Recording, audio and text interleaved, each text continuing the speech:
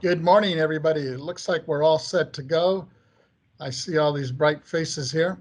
So with that, we will uh, begin this meeting. If I can just have Ms. Taylor, if Ms. Taylor is on the line. Good morning. Good morning. If you would just please call the roll. Certainly. Chairman Vasquez. Present. Vice Chair Schaefer. Present. Member Gaines. Present. Member Cohen. Present. Controller Yee. Here. So members, we do have a quorum present. The meeting is officially called to order. I will begin by, if I could just have you all please stand, those that can, and we'll begin with our Pledge of Allegiance. I pledge allegiance to the flag of the United States of America and to the republic for which it stands, one nation, under God, indivisible, with liberty and justice for all.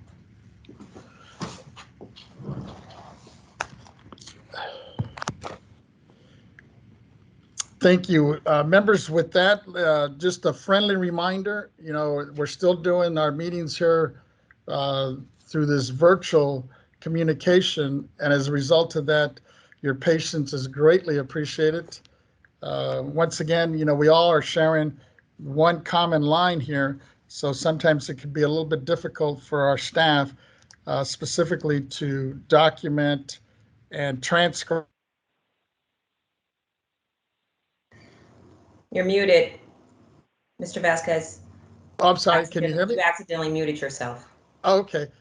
Well, let me back up. I don't know where I was muted, but anyway, just a friendly reminder that we're all sharing the one line, and your patience is greatly appreciated. We've all been, I think, doing a real good job these last over a year now, but we'll continue to do this. And if we could just, once again, just wait to be recognized so the transcriptionists could document our minutes correctly. And with that, I would like to ask if the members have any opening remarks before we begin. I have a quick comment, but I'll take a look first at our members. What I would like to do is just open our board meeting in recognition of our National Hispanic Latino Heritage Month, and this opportunity to celebrate, diverse backgrounds. And I think it's so appropriate these days, especially in light of what's been going on around the world. And I think it's so powerful for us to take this opportunity and, to do it annually with different cultures and different languages. In February, we had a real good celebration and discussion that Member Cohen brought to our attention about several things, historical dates and contributions. And I think it's so key that we do that with all cultures and all languages. Myself personally, having started our educational system in our public schools, speaking nothing but Spanish, it was a little bit frightening coming into our public schools, not understanding, one, the language, much less the culture. And back then, we're talking, this is in the early 60s, we didn't do such a great job in terms of embracing cultures and languages. And I think as a result of that, I think it really hurts the diversity and the educational system of our kids. I think it's improved a whole lot since then. And I know we're doing a pretty good, as I look around our public schools and our institutions, a lot better job these days. But with that, I will just leave it at that, and I'll probably have some closing remarks at the end of our meeting to kind of tie this all together.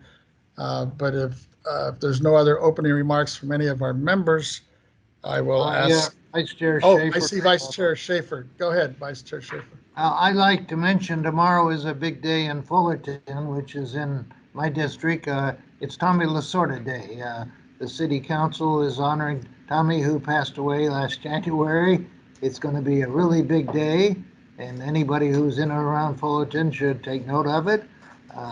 There is a film on the life of Tommy Lasorda that's called The Red Chair, and they have him sitting in a red chair reviewing his whole life, including some of the rather profane arguments he's had with people. And I would just recommend that all the Tommy Lasorda fans take a look at the red share, and if they're around tomorrow and anywhere near Fullerton, they would like to be part of that.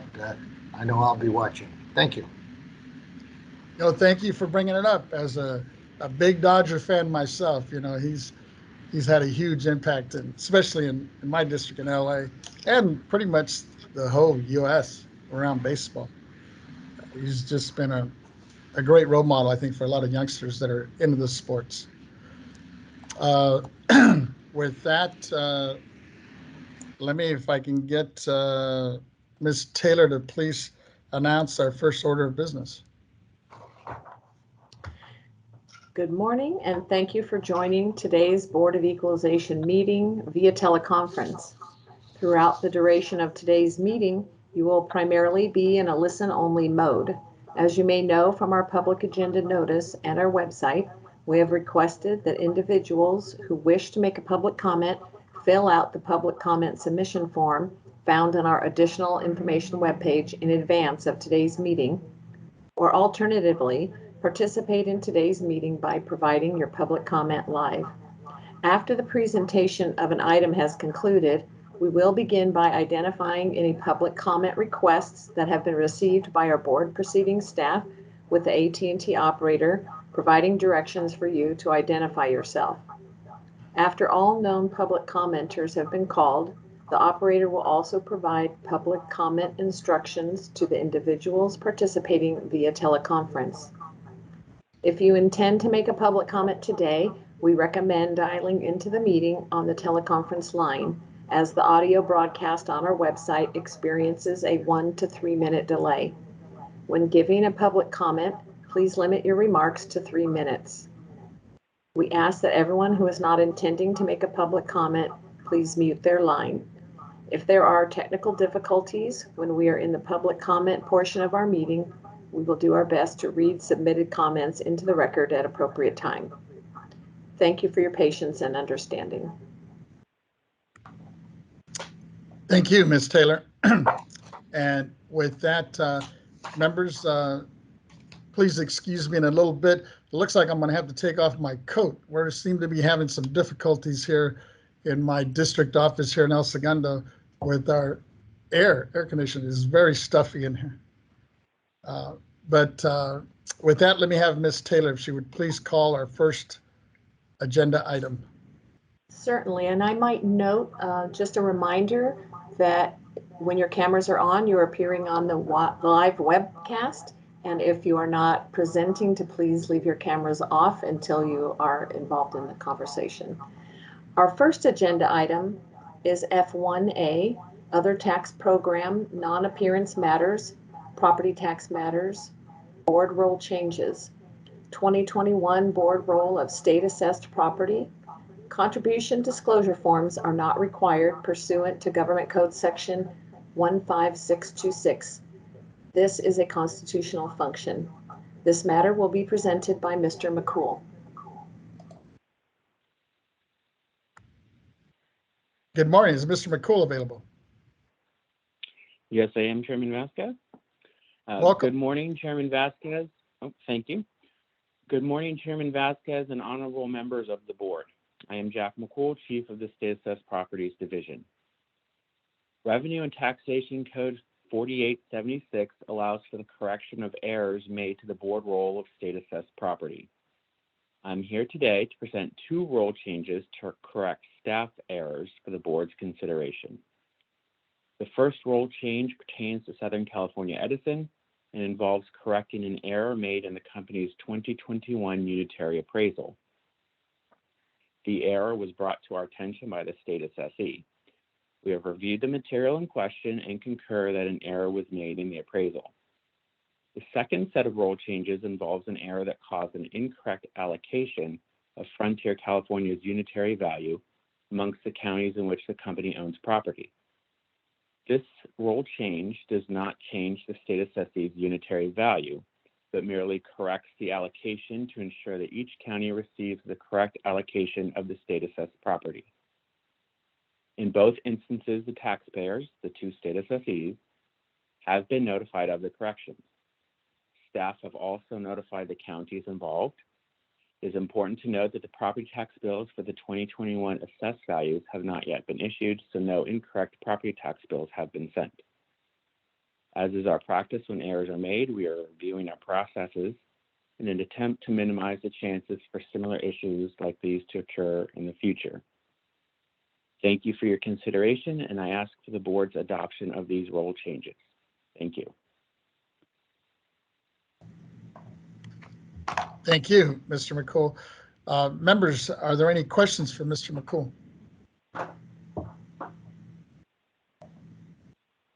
Seeing none and hearing none, let me just check with Ms. Taylor. Do we have any written comments on this from the public? Chairman, we do not have any written comments on this subject. Can we check with AT&T if there's anybody on the line who wishes to speak? Yes. AT&T moderator, can you let us know if there is anyone who would like to make a public comment on this matter? Each caller will have up to 3 minutes to speak. My apologies. Ladies and gentlemen, if you wish to make a public comment, you may press 1, then 0 at this time.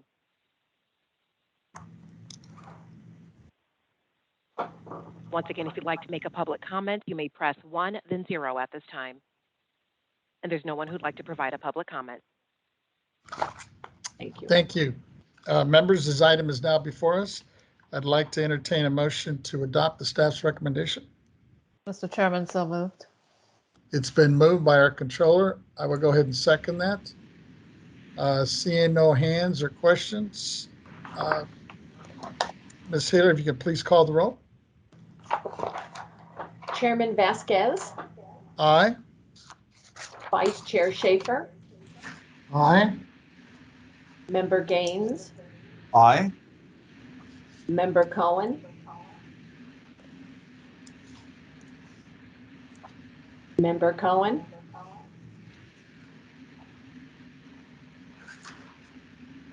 Controller Yee, Aye. Member Cohen. Okay.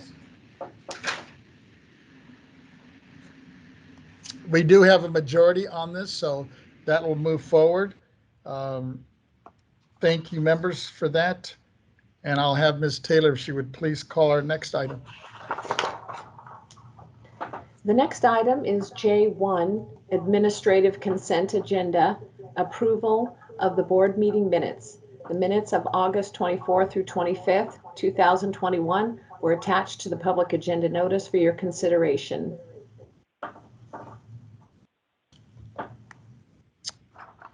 Members, are there any questions or comments about our minutes of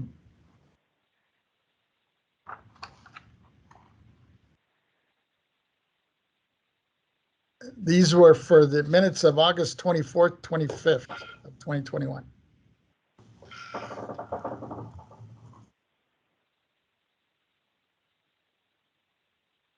Seeing no hands or hearing no comments, sir. Ms. Taylor, do we have any public written comments on this? We do not have any written comments. Can we check with AT&T if there's anybody on the line? Yes. AT&T moderator, can you let us know if there's anyone who would like to make a public comment on this matter? Certainly. Ladies and gentlemen, if you wish to make a public comment, you may press 1, then 0 at this time.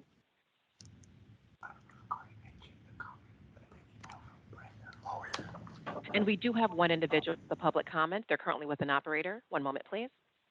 Thank you.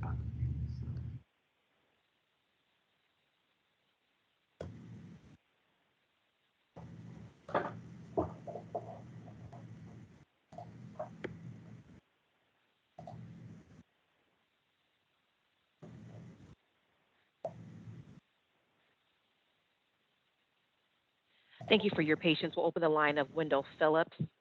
Mr. Phillips, your line is open. Hello, board. My name's Wendell Phillips, and I joined a little bit late, so I missed. I hope I'm speaking on the right topic. I have a Proposition 19 issue that I'd wish to address. Is this the right topic to address it on? if you could hold it until the a little later in the meeting. Right now, we're just asking for public comment on our minutes of August 24th, 25th. Ah, gotcha. Perfect. No, I will wait. Thank you. Thank you for your patience. And Ms. at Taylor, this was time, there, there's no one else with public comment. there was nobody else on the line? There's no one else with public comment, sir. Thank you. Members, this item is now before us. I'd like to entertain a motion to approve our minutes of August Chairman 25th. Vasquez, I move approval Yes. of the minutes. Thank you. Deputy- That's Ms. Stowers is moved, Second. and it's been seconded by Member Gaines. Yeah, thank And if there's no other hands or questions, Ms. Taylor, if you'd please call the roll. Certainly. Chairman Vasquez, Aye. Vice Chair Schaefer, Aye. Member Gaines, Aye. Member Cohen,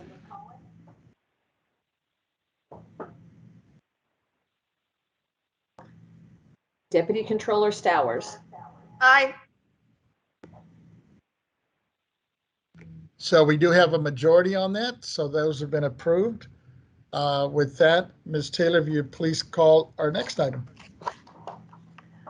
The next item is K1A, Executive Director's Report, Organizational Update, Report on the Status of Pending and Upcoming Organizational Issues. This matter will be presented by Ms. Fleming.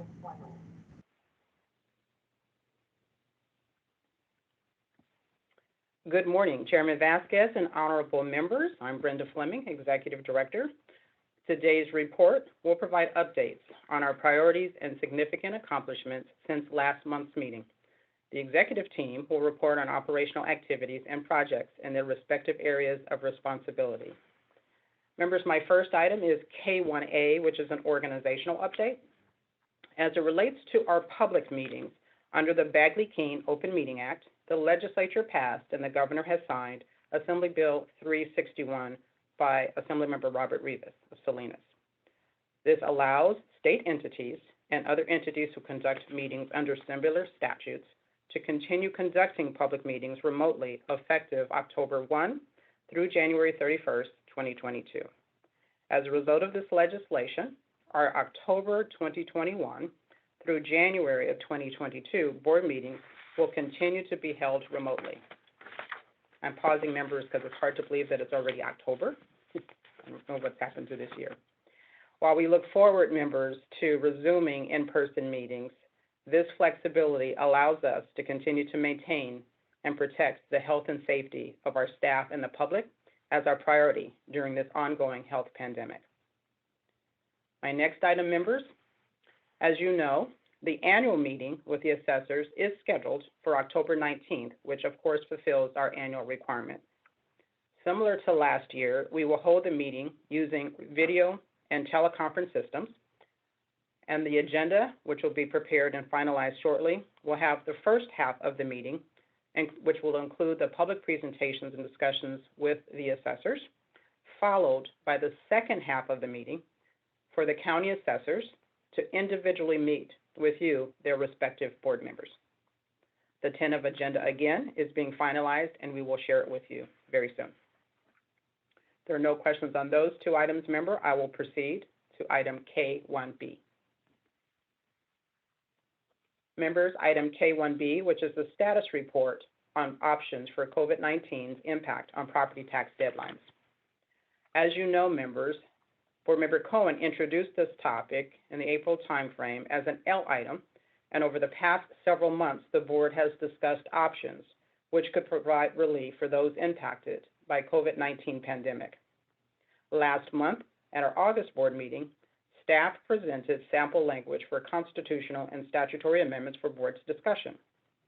Following staff's presentation, the discussion included plans to receive additional stakeholder input by holding a public hearing regarding extending specific property tax deadlines, possibly as the third day of the October board meeting. And in the interim, the board, by consensus, directed me to work with the assessors and the Assessment Appeals Board clerks to get their input on the operational impact of extended deadlines. Their input, as you know, members, was and is necessary for further development of potential legislative language. We were asked to then report back at this September meeting. Over the past few weeks, members, agency staff has engaged in discussions with representatives of the California Assessors Association and the California Association of Clerks and Election Officials.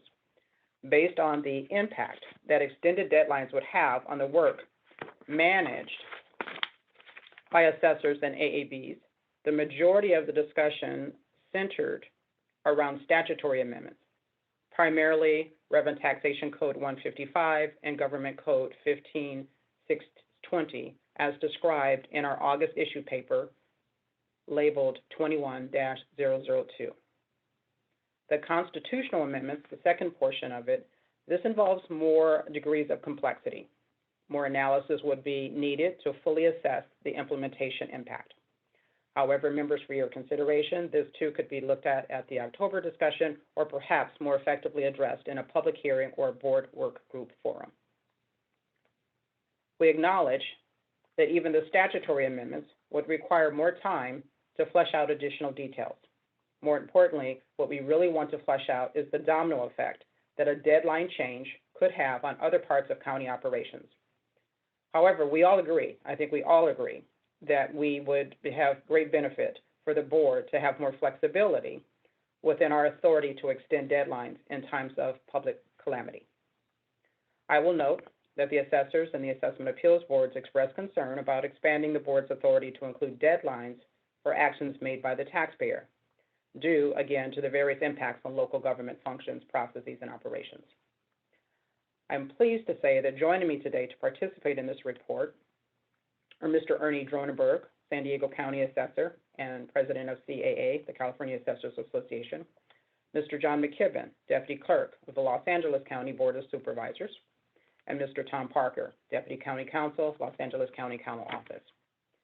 I'm joined also today by two of my staff, Mr. David Young, who's the Property Tax Deputy Director, and Mr. Richard Moon, Property Tax Counsel. I'll defer to you members at this point and pause to see if you have any questions. If not, we can resume with the rest of the presentation and comments by our guest. Chairman Vasquez, members, any questions? Seeing no hands, I think we're good. Okay, thank you very much. I'd like to have the pleasure and the honor, and I believe Mr. Ernie Dronenberg is with us. And Mr. Dronenberg, if you're there, I think you had some comments. Following Mr. Dronenberg, we will turn it over to Mr. John McKibben, followed by Mr. Tom Parker. Gentlemen.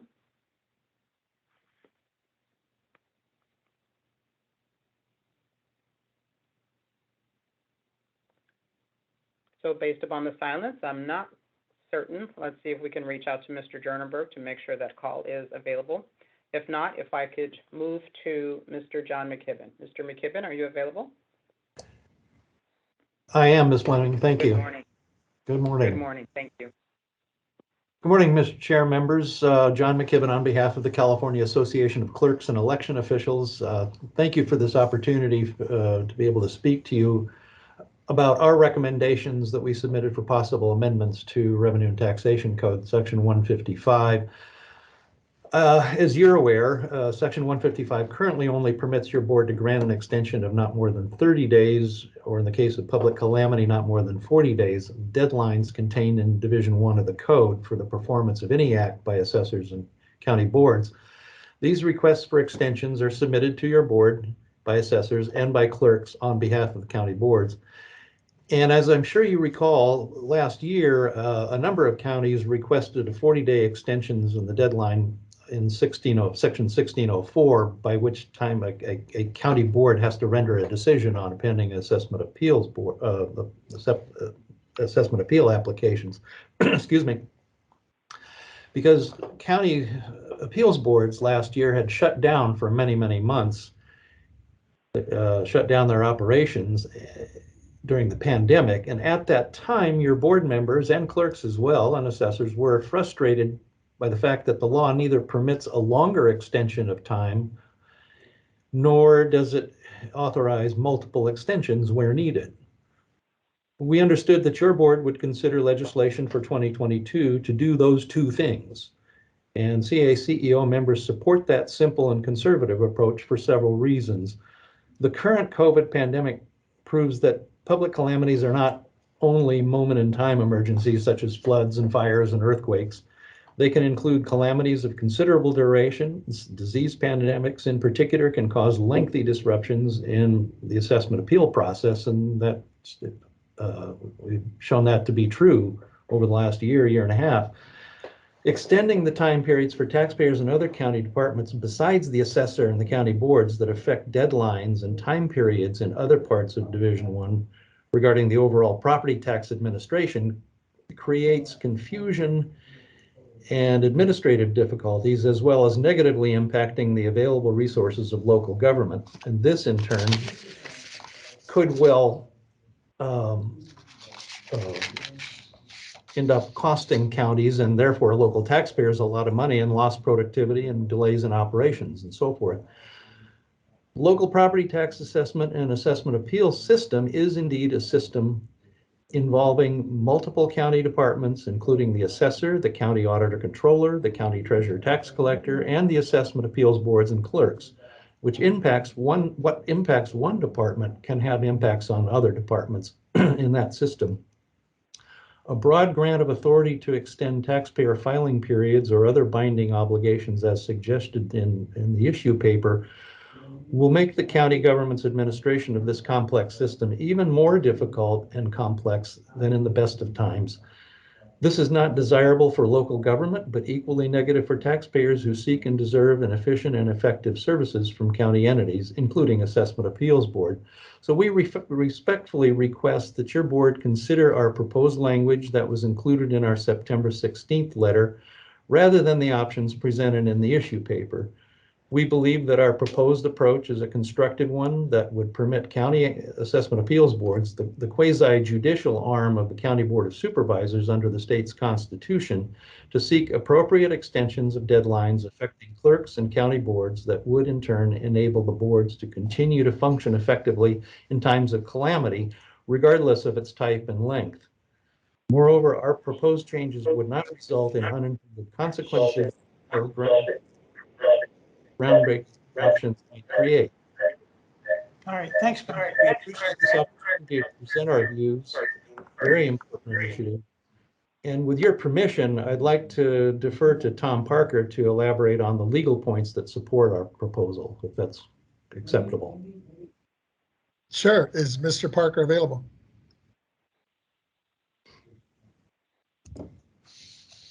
Good morning. Good morning. Chair Vasquez, Ms. Stowers, Deputy State Controller, and honorable members of the State Board. Thank you as well for the chance to comment on the possible amendment of Revenue and Taxation Code, Section 155. The proposal from the CACEO would extend the 30-day extension authority of the State Board to 60 days. And the extensions based on public calamities could be granted for up to 1 year. Further, the State Board, would be authorized to grant multiple public calamity extensions as warranted by the circumstances and length of the public calamity. CACEO's version would not change, as Mr. McKibben said, the current statutory focus on the performance of actions by the assessor or county boards, as each county may request, an approach that is different from the possible statutory changes discussed in August of this year. I won't go over all the reasons that Mr. McKibben addressed. What I will focus on is more of the two legal ones, and I will offer, if the State Board is interested, an example where extending a taxpayer deadline affecting the treasurer tax collector could cause confusion in the county legal property tax system.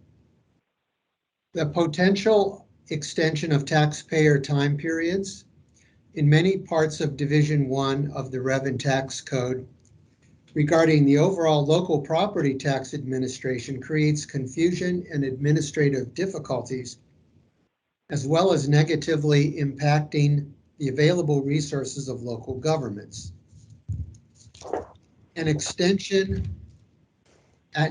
of that point that I've just offered, the local property tax administration system involves multiple county departments or bodies, and they've been named by Mr. McKibben already. Each has its own set of statutes and duties unique to itself, yet dependent in the big picture on the other departments doing their related jobs in a particular fashion and time frame.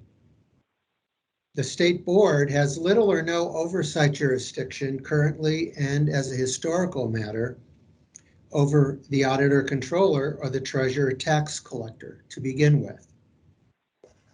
Nor, and I don't mean in any way to malign the outstanding state board staff that you have and have had for many years, since I've been involved for 22, 23 years now with the state board, nor does the state board staff, because of that jurisdictional issue, have the practical knowledge and experience to know what impact it might have on those offices' statutory functions and responsibilities, that is the auditor controller and the treasurer tax collector.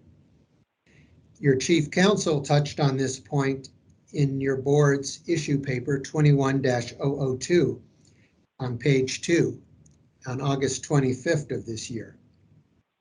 Inadvertent and well-meaning extensions of taxpayer deadlines under an amended Revenue and Tax Code 155 will make the local property tax administration more difficult and complex, leading to potentially unintended waste of taxpayer funds at the local level.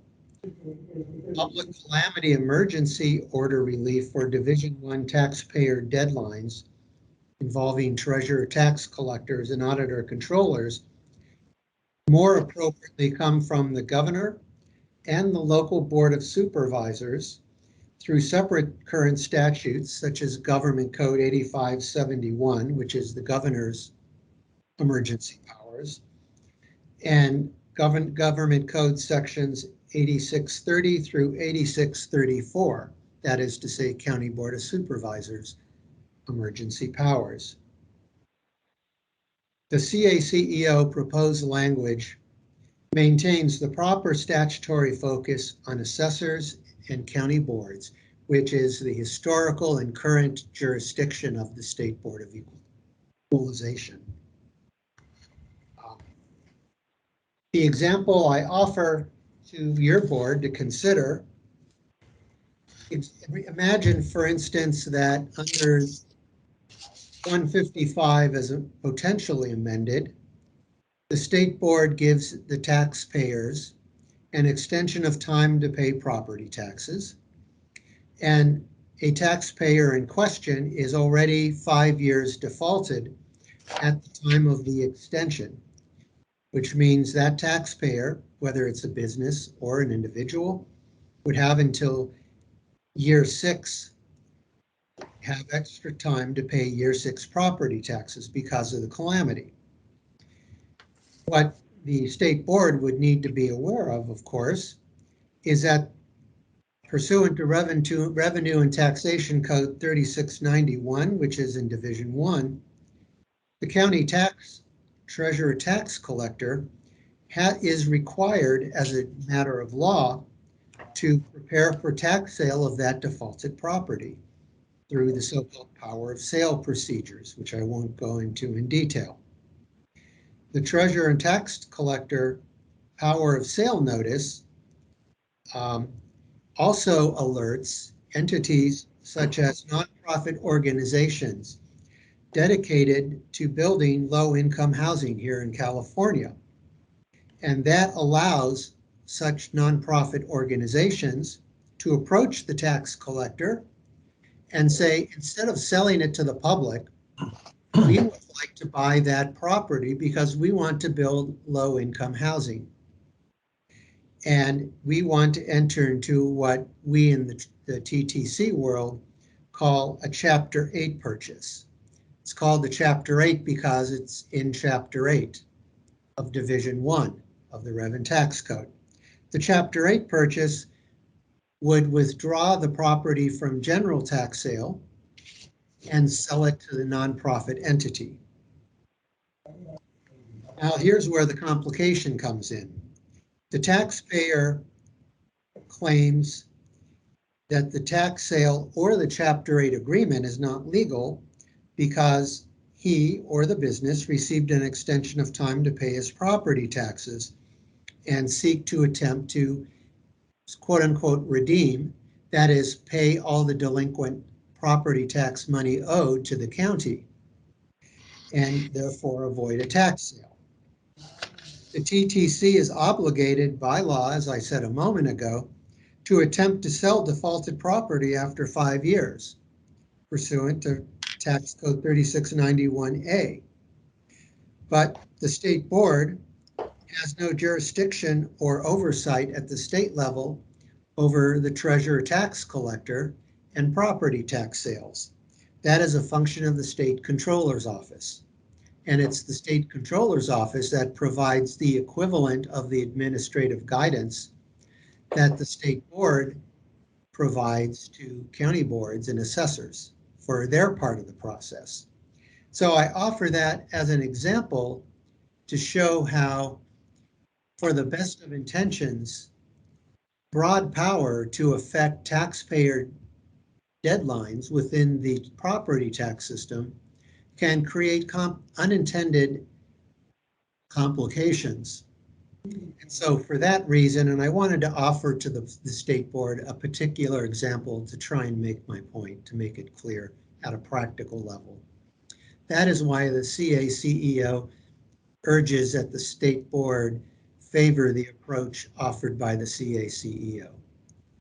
I thank you for the board's time, and I'm glad to answer any questions that you may have. Thank you. Thank you. I see we have our president, Mrs. Dronenberg, on the line as well. Can we get his mic? Oh, I see your hand. If you would just unmute yourself.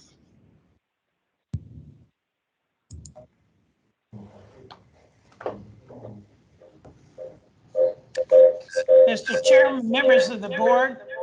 We're getting a little bit of feedback from you, though. But maybe do you have a phone on as well? Mr. Chairman, members of the board. That sounds better. Yes.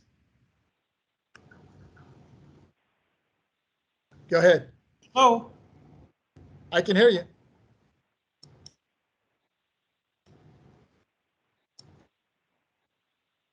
I can hear you. Well, yeah, I think you're muted now.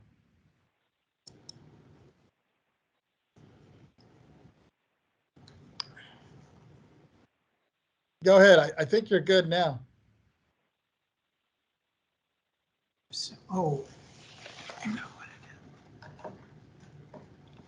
Hello? Yes, go ahead. Mr. Chairman, members of the board, I'm sorry for the mic problems. The assessors had a meeting of the Central and Southern Assessors Association just 10 days ago, and we discussed this, and I appreciate Tom's comments, and I'm sure that the example that he used was correct.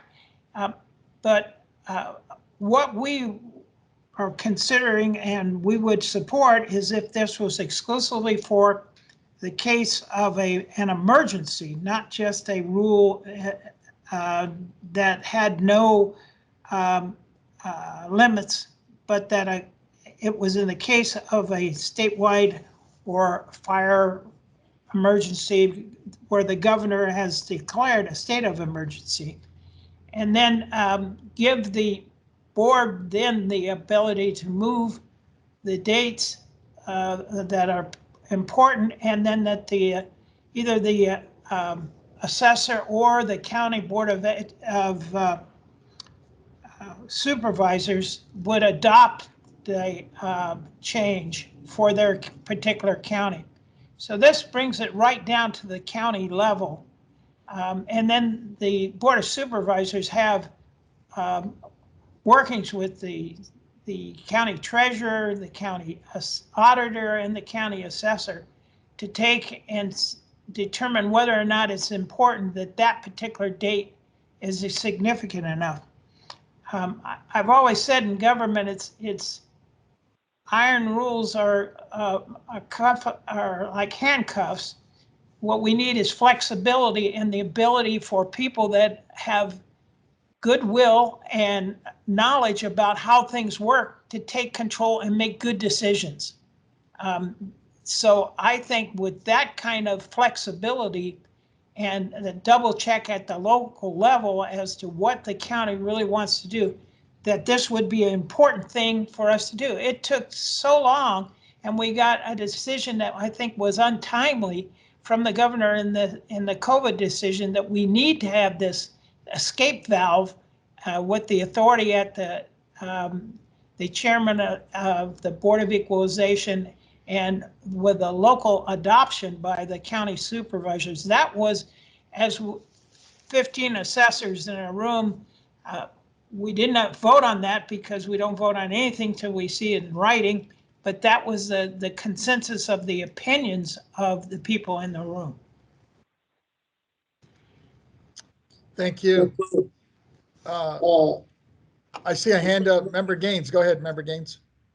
Yeah, thank you very much, Chair Vasquez. I just had a question of clarification for Mr. Dronenberg.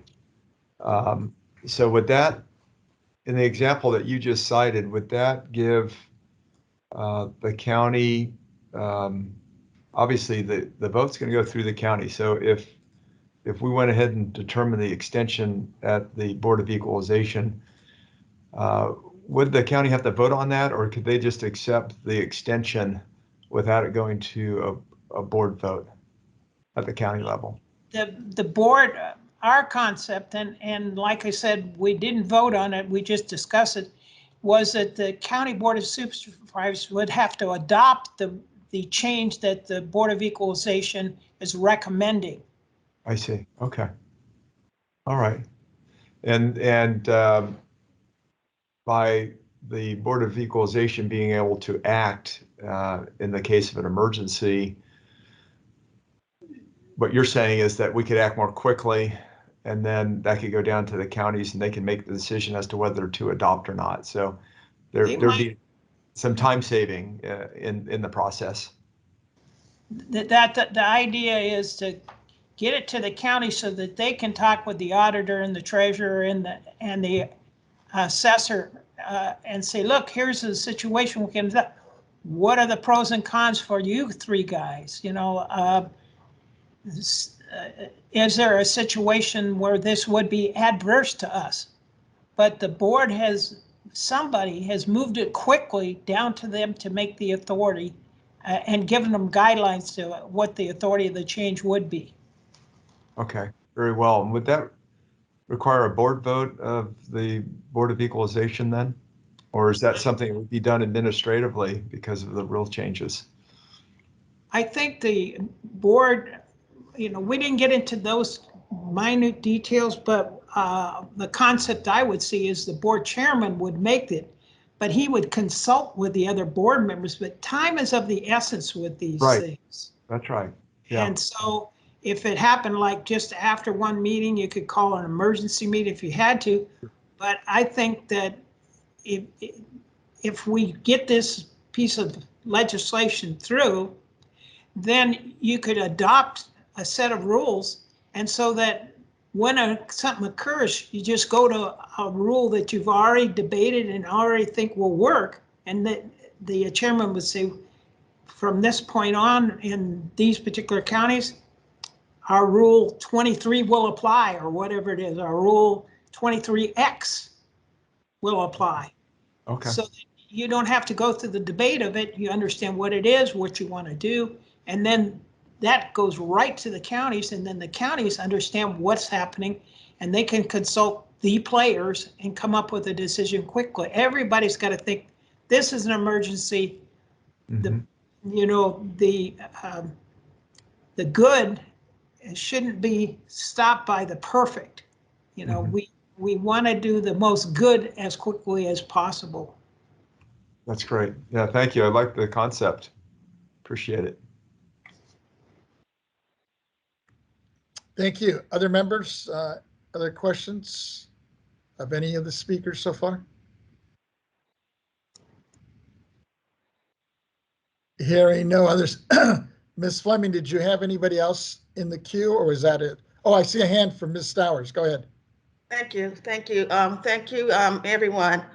The example that Mr. Parker gave, I followed it 100%, you know, because I did see both sides of that when we were right in the middle of COVID and stay-home order. So I know it's true. But, and I was disbelieved for Ms. Cohen, I thought your concept was not to touch taxpayer deadlines that were outside of BOE's jurisdiction. So although Mr. Parker's example was right, I didn't think that you were looking to touch the payment of tax or tax sales. You are correct. But now what Mr. Drunenberg is saying is more of perhaps it will give some type of administrative relief similar to what the other agencies have. That when we have an emergency and we have this statute, this rule, that says if we have an emergency, we know to extend deadlines. We have the ability to extend. So we would come up as a body and say, give them another 45 days, send it back down to the counties, and the counties would still have an active and a very important role in adopting that ordinance. Just wanted to get clarification. I appreciate it. Members, it sounds like there's a somewhat of a consensus here, or at least an agreement.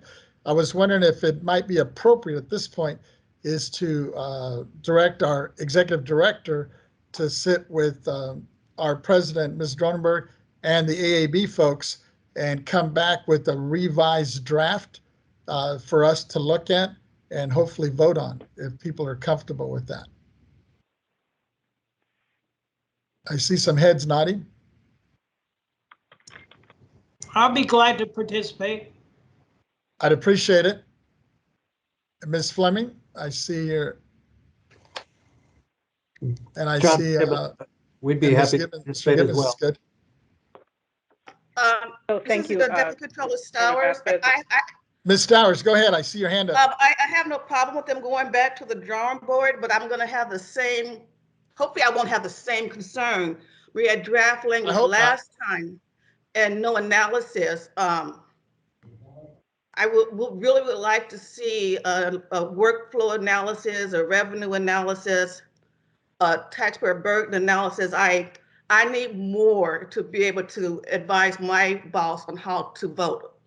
So I would like to see a complete analysis. Understood. Members, this is Brenda Fleming. First of all, I just want to take the opportunity to thank you members and to thank our honorable guest for taking their time out of their busy days to participate, join us today and participate in this discussion. Really very much appreciate your time and your input.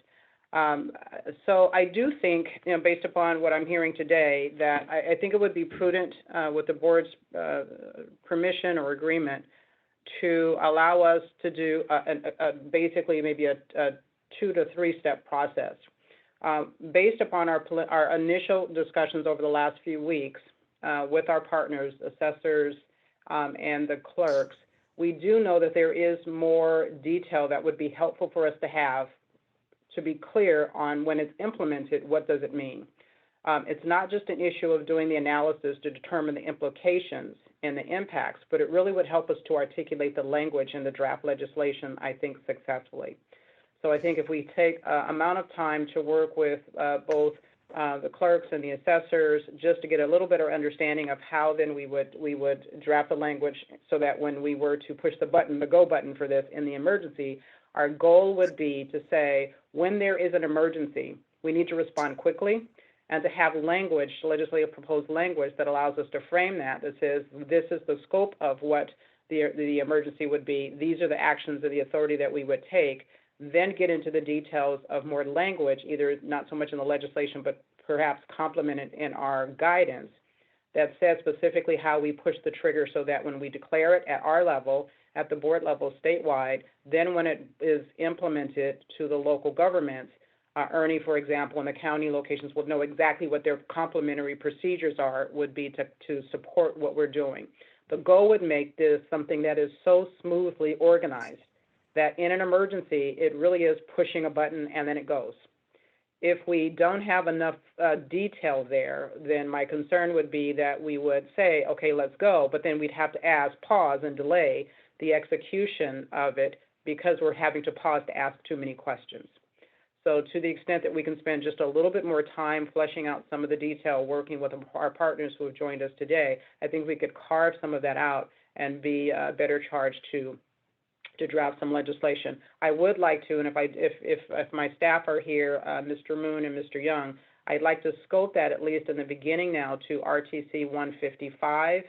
And then I'm looking for Ernie, Assessor Jordanberg and Mr. McKibben to look at the scoping this based upon the two statutory items that are in our issue paper from last month, scoped to RTC 155 and Government Code 15620. And the reason why that doesn't mean that we couldn't do some more later, but we at least need to have those in place because I think based upon current climate emergencies, et cetera, I think we're in that space where those two would give us some flexibility. We could probably get some legislation moving forward pretty quickly in those lanes, I believe, optimistically. So I would ask just for the board's consideration to be able to define that as a part of the motion that yes, we would go back and work with our partners, scope it at least for this point. I'm looking at Ms. Cohen for so her comments about this also. Just see if we could scope it, at least in the short term, and move quickly to get something in place, RTC 155, Government Code 15620, collaborate with our partners, come back with cleaner, more draft language for this item in order to be able to get it introduced fairly timely with the legislative cycle. Their next bill introduction deadline would be in the February 2022 timeline, but that certainly would give us more time to function. So I'm just sort of phrasing that in summary. If I could ask Mr. Moon and Mr. Young, if you have any thoughts or questions or concerns about that scope, trying to, again, hold it consistent with what's in the issue paper, at least on the statutory amendments, which we could move timely on. Yes, good morning, all. Good morning. Yes, good morning, all. This is David Young, Deputy Director of the Property Tax Department. Ms. Fleming, I stand ready at your guidance to start the project. First of all, I would like to thank both the assessors and the clerks of the board for their valuable input on these issues. They do bring a lot of insight and to this process. So thank you very much all for your participation. We look forward to further scoping and doing extra analysis on this issue. Back to you, Ms. Fleming. Thank you, Mr. Young. I'm not sure if Mr. Moon has any additional comments. If Mr. Moon, I'll pause just a second, and if none, members, then I would turn it back to you, Chairman Vasquez. I think our board member Gaines has a question. Member Gaines, go ahead. And if Mr. Moon comes in, we'll let him chime in, but I think you had a hand up there. Yeah, thank you very much. I wanted to agree with Ms. Stauer's comments about having a little bit more research and background in terms of what the impacts would be on both the counties and taxpayers. And I emphasize taxpayers because with folks hurting in a calamity, I want to make sure that we're not driving our decisions at the expense of taxpayers. And so there should be a way to plan for that in advance. And I know that, you know, at the state level, we have a rainy day fund that in the event of a calamity would help with revenue for a period of time. And I don't know if that's ever been proposed for counties or, you know, I know that the fiscal condition of counties varies widely from one county to another, but seems to me that they ought to have the freedom and the authority to make sure that a certain amount of monies are set aside for a calamity. Because I think what we do is we set ourselves up for a battle when a calamity hits. And the battle being the county needs the money because they need to provide services. That's understandable. But you've got taxpayers that are hurt and they need some relief. So I guess I would ask, can we explore that avenue just to see, what do counties do that in terms of fiscally preparing for a calamity, and do they have options available or not? Thank you. That's a good question. It's my understanding that they don't, but I could be wrong. I think they pretty much rely on the state. See, that's and my the federal my government. understanding too. That's my understanding, but I could be Yes. wrong. Vice Chair Schaefer. Vice Chair Schaefer, yes, go ahead. Chair Vasquez, I still associate the word calamity with an extra 10 days, and I think an extra 10 days is woefully insufficient. A calamity is at least a 30-day word, if not a 100-day word. I just want you to know that's where I'm coming from. Thank you. I agree with you on that point. With that though, let me go back to Ms. Fleming. When you mentioned that you're prepared to work with the two groups, primarily really the counties and I guess the AAB folks right now, what are we looking in terms of a timetable? How soon can we get this thing back to us, to the board? Thank you for your question, Chairman Vasquez. What I don't have a specific, so let me just back up just for a second. Staff, give me a minute, staff. So one of the things that we talked about was at least having originally, as a part of last month's discussion, coming back in the October timeframe to perhaps have an informational hearing. I think that turnaround, well, I appreciate, the opportunity to try to act swiftly. I think a little bit more time than the October meeting would be prudent. Just in terms of context, timeline-wise, from a legislative perspective, the bill introduction deadline, because the legislature is on recess now, and so they come back in January. Their bill introduction deadline is in February of 2022. So I don't have a specific date in front of me, but it's the February timeframe. Typically what happens, members, is for us in the December timeframe, we would come back as staff with our recommendation, with our package of legislative proposals for the 2022 timeline. To the extent that we had a little bit more time and maybe coming back at no sooner than November, possibly the December timeframe, as a part of that package, we could draft the language, and then we could, one way we can do it, and staff, please, send me notes if there's any concerns, see what we can do in the next 30 days working with the assessors and the AAB clerks to come up with some draft language, see where we can get by the October timeframe. If we can work expediently, because I'm also sensitive to the board meetings, and additionally, Mr. Dronenberg and the CAA also has a pretty significant annual meeting this month, or in the October timeframe.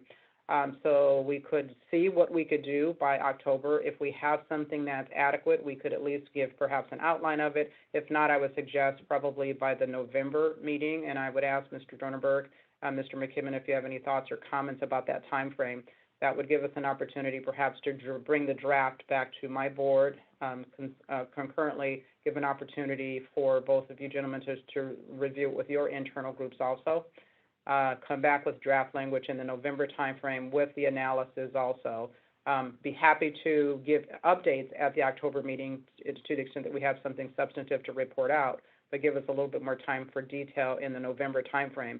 That said, if it's not fully developed by the November timeframe and the board wants to review it and ask us to step away and come back with more revisions of it, we could then come back to the December meeting for ideally final adoption of it, because that would still be in the same timeframe as our annual our proposals for the 2022 legislation. The real goal, just where I'm putting a stake in the ground, and I would defer to the others on this, is the February 2022 timeframe, because that's when we'd need to get it at a minimum by then. but that would also give us time for the legislature to come back, and we could partner with them at least to start the advance work on it. So again, just to reiterate, we can give updates at the October meeting, target having draft legislation in the November timeframe, give that to the board for either discussion or action. If it's adequate, we could proceed. If you feel like more amendments or work is needed, we would come back to you in the December timeframe and then try to get final adoption, ideally by the end of this year. Mr. Dronenberg, Mr. McKibben, see Mr. McKibben's hand up. I would ask if they have any comments about that timeline. It's just a suggested timeline. Mr. McKibben, I see your hand up. Why don't you go ahead? Thank you, Mr. Chairman. Thank you, Ms. Fleming. Yeah, that timetable sounds reasonable. Again, maybe clerks are looking at things too simply, but we see this as a fairly easy thing to do, straightforward, we hope. The proposal from Mr. Cronenberg had some attractive sounds to it. I'm not quite sure how that would work out, but we can certainly talk about that as well. Our interest is just making sure that this stays as simple as it can possibly be and not cause a lot of unintended consequences. Appreciate that. I see a hand up also from our president, Ms. Dronenberg. Yeah, I'm part of that course, the annual meeting, but I think this is going to be relatively quick. When I get off this call today, I'll call our legislative committee chairman and get a subcommittee put together and get something. We could meet the time frame.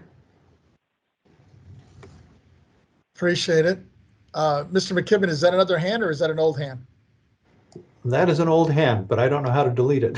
It's okay. I'm old too. With that, Ms. Fleming, are you comfortable with? The only question I would have for you, and I see another hand up actually from Ms. Stowers, but the feedback you received now, are you comfortable with? The only question I would have, and when you respond to this, is where do you see us coming back with some legislation info that we would present? It's if it is in October, I guess it might be November, December. That would be what my estimate would be. We could give an update. So in terms of timeline, just to restate it, we could come back with an update to the board at the October meeting.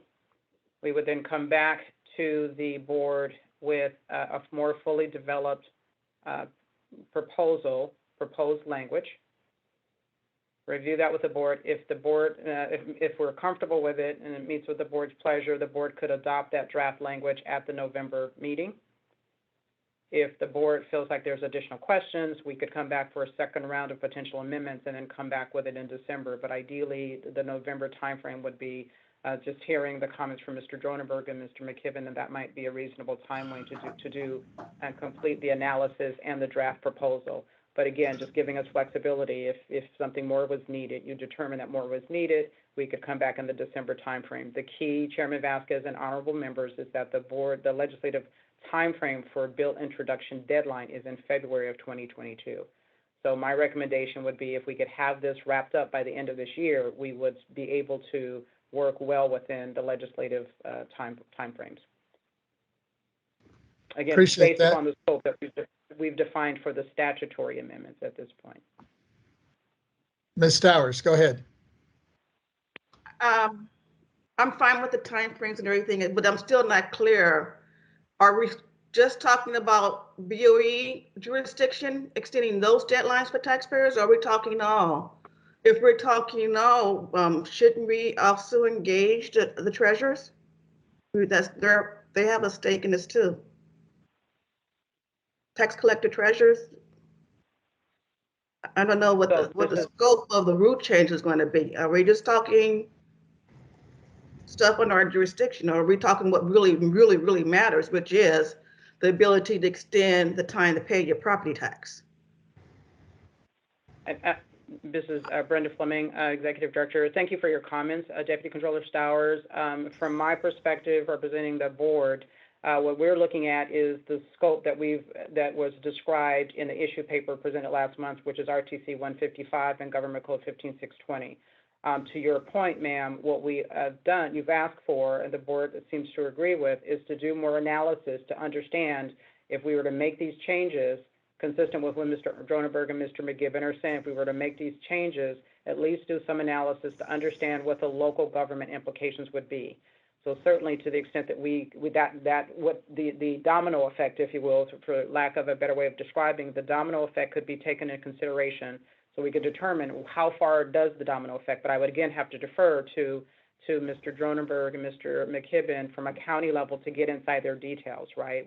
But we would certainly include that in the scope of our analysis. We could then come back if we find anything that's really problematic. Absolutely, we'll come back and give you updates on those issues at the October meeting. But again, we're scoping it, trying to hold the scope if we want to move timely and be responsive to try to hold it to within the scope of 155. But I think, in all fairness to Mr. Dronenberg and Mr. McKibben, they're asking those questions, right? They think it could be something simple that they could resolve, or at least scope and define the scope of it so we don't overstep our boundaries. So I think, just to summarize, we do need to do the analysis, but if it's going to have that much of a domino effect, then I think we should revisit it, because then that's a much broader, much more complex scenario. If it's having that many dominoes that it's impacting.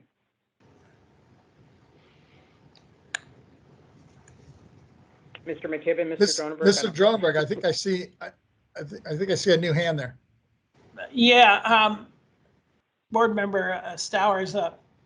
Addressing that, that would be in the language, something similar to notwithstanding these provisions, and then cite the deadline for property tax payments as not being covered by this statute. I think we'd have to put language in so that it doesn't confuse people, but this is exclusively to the jurisdiction of this board, and not getting into other areas, but not leaving people to make that guess, but putting a statement that says, notwithstanding these sections, this doesn't apply to such.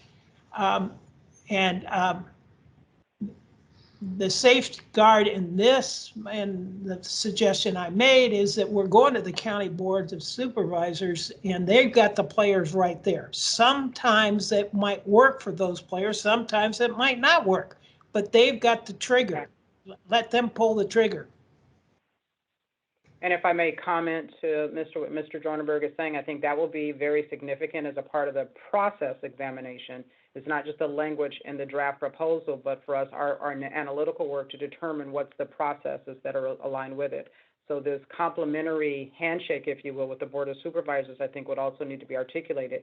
Now, that doesn't necessarily, and I'm not saying yes or no at this point. I don't know if that specific language will be included in the draft legislation or if that's additional guidance, but it's just something that, based upon Mr. Dronenberg and Mr. McKibben's comments, the Board of Supervisors' role would be critical to this to protect those other county operational functions, if you will. Defer to Mr. McKibben. Yes, Mr. McKibben, go ahead. I would agree with what you're saying. Even if you do limit the language of the statute, or the expansion of the statute, to still only affect assessor deadlines and board deadlines, there might still be a spillover effect locally in other departments. It's just hard to know going in without knowing what's going to be the nature of the extension or the circumstances prompting the extension or the request for extension. Thank you. Members, if there's no other comments or questions, I would just like to move that we put this back with our executive director and have her work with both the president, Mr. Dronenberg, and Mr. McKibben on this, and come back to us hopefully in October. If not, it could be as late as November or December, but give us an update in our October meeting if people are comfortable with that.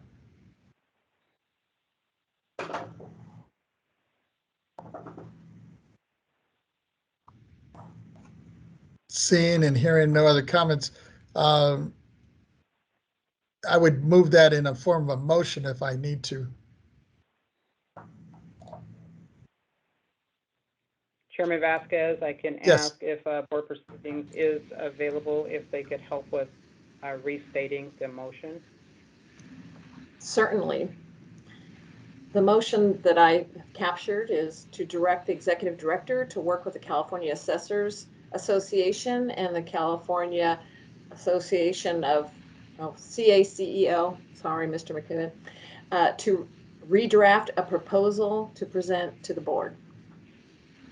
And that's Chair Vasquez's motion. This is Vice Chair Schaefer. I'll second it. Thank you. With that, it's been moved and second. Seeing no other hands or comments, Ms. Taylor, if we can please call the roll on that. Chairman Vasquez. Aye. Vice Chair Schaefer. Aye. Member Gaines. Aye. Member Cohen. Aye. Deputy Controller Stowers. Aye. So that's unanimous. Thank you, members, and thank you also to our two guests for your input and participation, and looking forward for this item to come back to us, hopefully with something that'll be productive and useful for not only our counties, but also our clerks. With that, Ms. Taylor, if you would please call our next item. Certainly. The next item is K1C, Executive Director's Report, approval of the 2022 Board Workload Plan. The plan consists of the 2022 board meeting calendar, annual property tax calendars, and significant dates considered in setting board meeting dates. This matter will be presented by Ms. Fleming. Thank you, Ms. Taylor. Chairman Vasquez and honorable members, I'm now presenting for your consideration the 2022 Board Workload Plan. The Board Workload Plan contains the proposed meeting calendar of 2022 based upon statutory timeframes and deadlines. It also includes members of 2022 property tax calendars and other significant dates for your reference and planning. The item is presented for board discussion and consideration. There's been some interest for the board to identify or to consider workload plan items regarding emerging issues and topics that could be scheduled as additional meetings or additional hearings. For example, our public policies, board work group hearings, or informational hearings. These items could provide additional opportunities for the board to engage with the public and other key stakeholders on important matters. The board's adoption of the workload plan that's before you today, members, attached to our PAN, would allow staff to prepare the 2022 calendar of regular board meeting dates. Then if the board would like to schedule additional hearings, the 2022 board workload plan could be updated accordingly. I defer to you members to request your consideration and adoption of the 2022 board workload plan in its current condition, pending any other decisions that you'd like for additional dates. Vice Chair, I have an observation. Vice Chair Schaefer, yes, go ahead. It's been my understanding that we generally schedule 2 full days, if need be, go into a third day, but there have been many times when we've been able to complete everything in 1 full day. I would like to have us be able to forecast that so, we can not be discovering at the end of the first day that we can go home, surprise, surprise.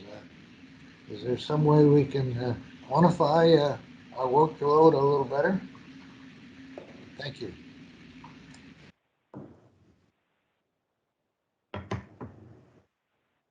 Thank you. And before, unless Ms. Fleming, do you have a comment on that? I think I was looking at, Member Cohen, your square was flashing. I think that's a hand, no? Yeah, actually, it was flashing because you probably heard the background noise because I unmuted myself, and I was looking for my remarks on the topic. So you can skip me. I can't put my hands on them right now. No problem. So, We'll come back to you. Yeah, thank you. Going back to the comment that Vice Chair Schaefer made.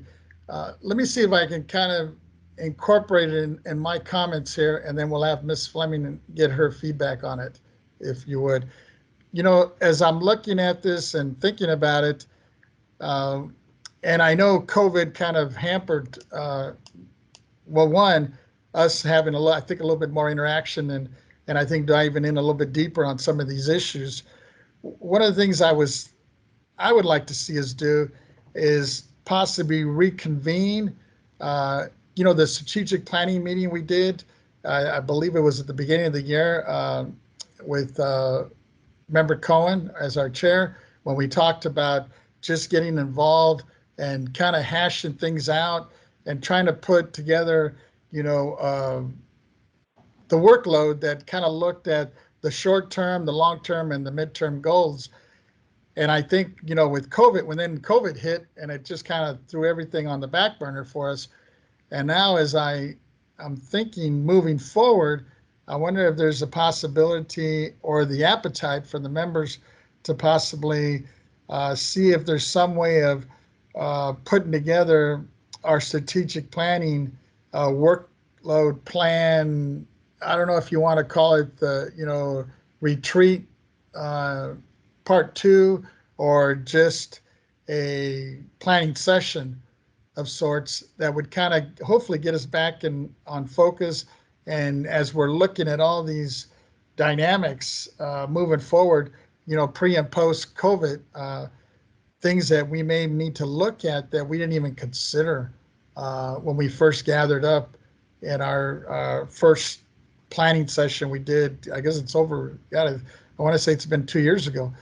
To if there's a possibility of scheduling or calendaring that before the end of the year, and then kind of bring that back into focus with one, the things we set out to do back in when we first met, and what we're proposing to do post COVID-19. But now I see Member Cohen's hand back up. Let me see if her notes are in concert with mine, or if she's thinking of other things. Go ahead. All right, so thank you. Good afternoon, good morning, colleagues. First, I just want to say that I'm in full agreement with Director Fleming's comments. I think that the recommendations are on point and that we should approve the calendar that's before us today. And also, I just want to go on the record and note that I'm very interested in other emerging issues and other items that I think we should consider in our workload planning. So what that might be, you might be thinking, Malia. Well, let me just remind you. We could consider rethinking meeting locations, which we heard Ms. Fleming report on earlier today. We could decide on very specific work initiatives and calendar them accordingly. Perhaps we could spend some time focusing on what exactly we'd like to specifically accomplish, and then begin to zero in with laser focus on putting those goals onto a workload plan. As it relates to the strategic plan, I'd like to just see that we do what we committed to do. We've been on the record for a couple of years now, since year one, that we all came in together about the strategic plan, and we need to put some action to those words. I want to make sure that the work is foundational, and because I still believe that it's very critical. So we spent a lot of time and money on that strategic plan. So let's take those outcomes and implement them. So maybe we can begin to also incorporate those in the workload. So that's really what the message that I wanted to convey. I hope I was clear. If not, just ask me some questions. Thank you. I'm done, Mr. Chair. Thank you. Thank you. Comments from any of the other members? Suggestions? Great. Thank you. Yeah, can I make just yes, go ahead, Member Gaines. Yeah, so I'm in agreement. I'm glad we're going to follow up and make sure that we're following through on our strategic planning. So yeah, all for that. In terms of being able to determine whether our meetings are going to be 2 days or 1 day, I think that's just problematic. I think you've got to block those dates out as we're doing for our calendar, and then we'll see how the scheduling fits. And so I don't think we're going to know or on an earlier time frame whether we're having a 1 or 2 day meeting. I sympathize with Member Schaefer and what he's just trying to get clarity for scheduling, and that'll be more important as we're flying back to Sacramento for meetings in the future. But I just don't see an answer. I don't know how to answer that question that he brought up, and I don't know if Brenda Fleming could expand on what we could do in terms of providing clarity of scheduling. But I think it's good to block those 2 days out every month, and if there's a way to get the word out to us earlier that they're going to be a 1 or 2 day meeting, or even a 3 day, that would be helpful for planning. Thank you, members. This is Brenda Fleming, Executive Director. Thank you all for your comments, Ms. Coleman and Member Gaines. So to address Vice Chair Schaefer's comments, Vice Chair Schaefer, the plan that's before you, consistent with our board work plan and calendar for the year, is going to be primarily driven by those things that we are constitutionally and statutorily responsible to do. And so within a number of our tax programs, we've got things specifically as relates to property taxation for a private railroad car, annual assessors, the assessment appeals process, et cetera. Those are things that are deadline driven because of law. And so to the extent that those are mapped out, depending on the workload or the volume of work that's associated with that, that will often determine what staff need in order to fully accomplish their responsibilities. Much of our responsibilities ultimately come before the board for either an adjudicatory role or decision, or some decision on rules, regulations, policies, et cetera. And so it really is going to be scoped 1 to 2 days based upon the volume of work that's associated with those things that we are constitutionally and statutorily responsible for doing. In addition to that, part of what creates the condition for at least 2 day meetings is the fact that we are still in the mode of rebuilding the Board of Equalization following the July 2017 legislation when we were restructured. And so a number of the things that we're presenting to you now and working with you in a collaborative fashion is the modernization activities that are associated with rebuilding the agency. And so oftentimes there are other points there that we are informing and educating to make sure that that additional work and that content is presented. The third category that creates the additional timeline is a lot of the additional hearings that we have where we're exercising our M as in Mary for public hearings, et cetera. So information hearings, et cetera, et cetera. So a lot of it is just going to be built on what items we take up on the calendar each month and how much workload is associated with it. So in essence, to Member Gaines' point, it is difficult to sort of advance that, but I think to the point that you're making, Ms. Cohen's comments, if we can start to look down the calendar a little further, looking at 2022 more holistically, it does give us the opportunity to consider what the board's other priorities are. We could then incorporate that into the overall plan, so you'd have more advance notice. All of us would have more advance notice, including the stakeholders and others that are being invited. So I think it's a good thing for us to have a more holistic perspective of both the statutory and constitutional work, complemented by the additional work members that you would like to have included in our work plan for the next calendar year. Vice Chair Schaefer, I'm not sure if that helped to answer your questions, or Chairman Vasquez, I turn it back to you. Thank you. That's very helpful, Brenda. And I just wanted to throw it out there because, you know, we've had 3 or 4 years of experience now trying to get it right, and we do the most of the time. Thank you. Thank you. Thank you for your comments. Oh, I was going to suggest to kind of follow up on Member Cohen's comments, because I agree with your suggestion, especially in terms of just trying to, one, rekindle some of the things we discussed already and things that we said we were going to do, but obviously with COVID, things got kind of put on the back burner. And just to kind of refocus, I was wondering if it'd be appropriate, because it sounds like there's a consensus from everybody to approve the workload I guess, a workload plan from staff. The only caveat I would add to it is that if we could also schedule, hopefully before the end of the year, a follow-up to our planning, strategic planning session that we had back in 2019, that would kind of bring back to light some of the comments and suggestions that Member Cohen raised today, if people are comfortable with that. Member Cohen, yes, go ahead.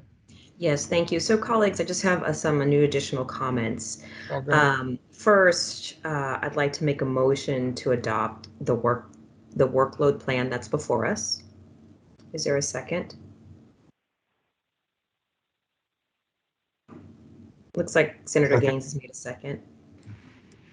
And then, oh, go ahead. And then I'd also would like to ask the executive director, because I'm sure my friend Yvette Stowers is wondering, give me some specific examples. So I want to give the executive director, ask her for her recommendations, what they would be to expand our workload planning, what that would look like. So Ms. Fleming, I think you're pretty prepared in this, and you may have some thoughts about the pathway forward on recommendations, Ms. Fleming. If not, just say no. Thank you, Board Member Cohen. I just wasn't clear if you were asking me or Ms. Stowers. No, I was asking you. I know Ms. Stowers doesn't have any, but I was asking the executive director. I'm sorry. So I don't want to interrupt. Go ahead. Okay, so I think in terms of expanding the workload plan, some of the things that we have been talking about is, just the most recent is going to be the board work group forum. So I think to the extent that we look at adding, based upon the board's discussion and decisions, in the prior months, you look at adding the board work group forums to our agenda template. That is another category or lane, if you will, of forum that board members can engage with stakeholders, et cetera. So to the extent that you identify strategically, looking down the tunnels of time for the next, 12 months easily, then take a look at what might be some of the emerging issues or problems that we want to attack holistically, right, at a statewide level. So pulling up to the 50,000-foot level, if you will, you start to consider those more broader scoped items. So I think to Chairman Vasquez's point, strategically reconvening that discussion and really deciding as statewide constitutional officers, what are the important things that are going to help you in your role as your contributions to running the state of California. Thank you. In our lane. And so to that extent, you could look at those kinds of topics. All right, perfect. I appreciate that. So, Mr. Chair, I made a motion to accept the current workload. Mr. Gaines made a second, so I'll turn the things back over to you to call the vote. Yeah, I was just going to ask if you'd be open to just a little amendment to that, and the amendment would be the caveat that it would include that we would come up with a date, hopefully before the end of this calendar year, to kind of follow up on our planning session that we did back in 2019. I'm totally amenable to that. That's fine. I appreciate it. Okay. So with that, if there's no other comments or questions from the members, we can call the roll on that vote. Ms. Taylor. Yes, Chairman Vasquez, would we like to call for public comment? Oh, I'm sorry. Yes. Do we have any public comment? AT&T moderator, can you let us know if there is anyone who would like to make a public comment on this item? And ladies and gentlemen, as a reminder, if you'd like to make a public comment, you may press 1, then 0 at this time.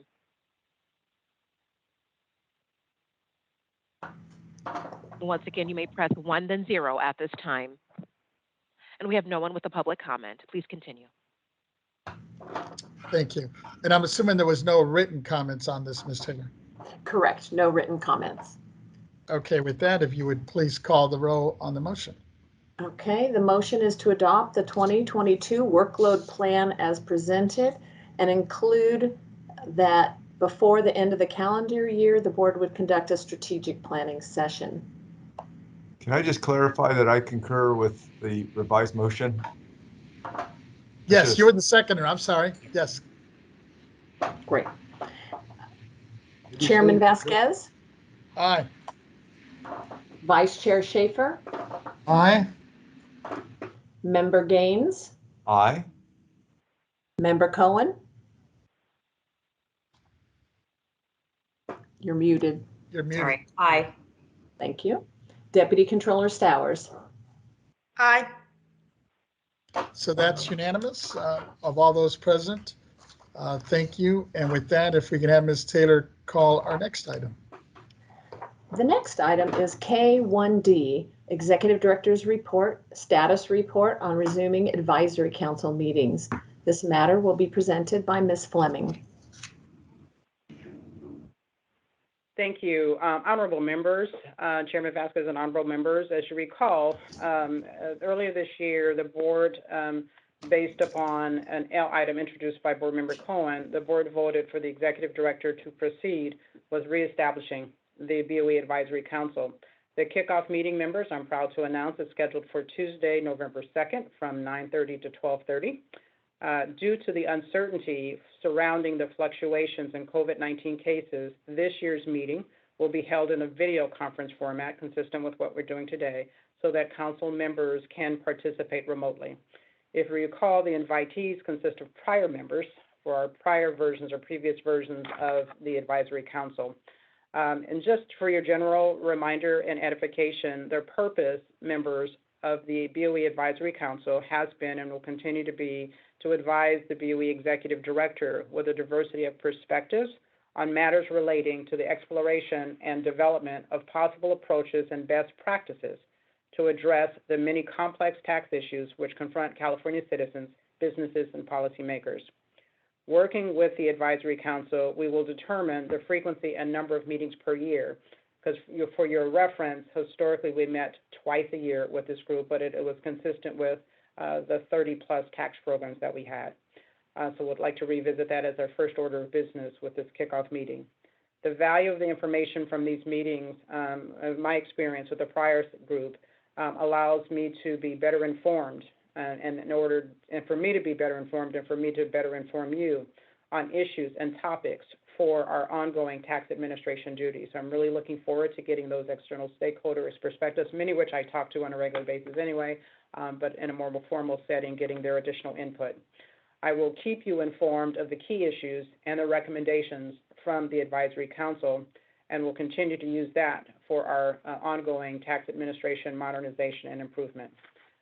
Members, if there's any comments, if not, if there are no comments or questions or concerns, and I'm prepared to proceed with the conclusion of my report for this month. Members, are there any comments or questions so far? Seeing none, hearing none. Continue, Ms. Fleming. Members, that concludes my report, but now, members, I would hand it over to the executive team, beginning with Ms. Renati, to provide updates on projects and operational priorities in their respective areas. Again, I just want to thank the staff and all who are participating in continuing the state operations in this COVID pandemic. We're glad to be able to continue our continuity of government and continue to deliver on our constitutional and statutory functions and duties. So that's it. The stars of the show are going to present their portions and updates for this month. Thank you, members. Thank you. Just a procedural question, Ms. Taylor. Do we need to ask for public comment, or can we wait until the end of the reports? Because I noticed it's listed here that we should ask in between here. I think we can hold till later. We definitely need to accept public comment when we're getting ready to vote. Thank you. So is it Ms. Renati? It would be the next. Thank you, Chairman. Good morning, members. My name is Lisa Renati, Chief Deputy Director. Today, I'll report on some of the agency's operational priorities and projects. Members, for the last 2 years, the management team has invested and spent considerable effort improving our hiring and recruitment practices to ensure that our vacant positions are filled. Now that our workforce capacity is solidly in place, we are in the next stage of our strategic planning, which is process improvement. The first phase of our process improvement activities began this month. Leadership within the agency were asked to identify key existing processes within each of their divisions to be examined and evaluated. The next step involves an in-depth process reviews, which empower staff with the opportunity to examine and improve the processes by documenting each stage and looking for means to optimize our processes, focusing on simplification, modernization, and improving productivity. In the coming months, I will come back and bring you updates on our progress and how we're doing. And so unless you have any questions, I can move on to the next item. Seeing no questions or hands right now, I think you can continue. Thank you. The next item is K1F.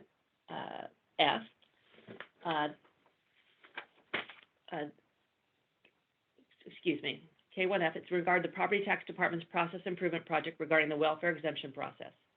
Joining me this morning is Ms. Lauren Keach, a manager within the County Assessed Properties Division, who will present an update on the status of the project. And rather than steal her thunder, I will turn it over to Ms. Keach to provide you with an update on the activities of her team. Ms. Keach? Thank you, Lisa. Good morning, Chairman Vasquez and honorable members of the board. My name is Lauren Keach, and as Lisa said, I'm the manager of the Welfare Exemption section of the Property Tax Department. Today, I'm going to give an update on the Welfare Exemption Process Improvement Project. Members, as you are aware, the Welfare Exemption is unique in that it is co-administered by the County Assessors and the BOE. The BOE determines whether the organization itself is eligible for the exemption, and the County Assessor determines whether an organization-specific property qualifies for the exemption based on the property's use. The BOE's Welfare Exemption section is currently working on a streamline of the process for granting a supplemental clearance certificate for entities seeking to exempt low-income housing from property taxation.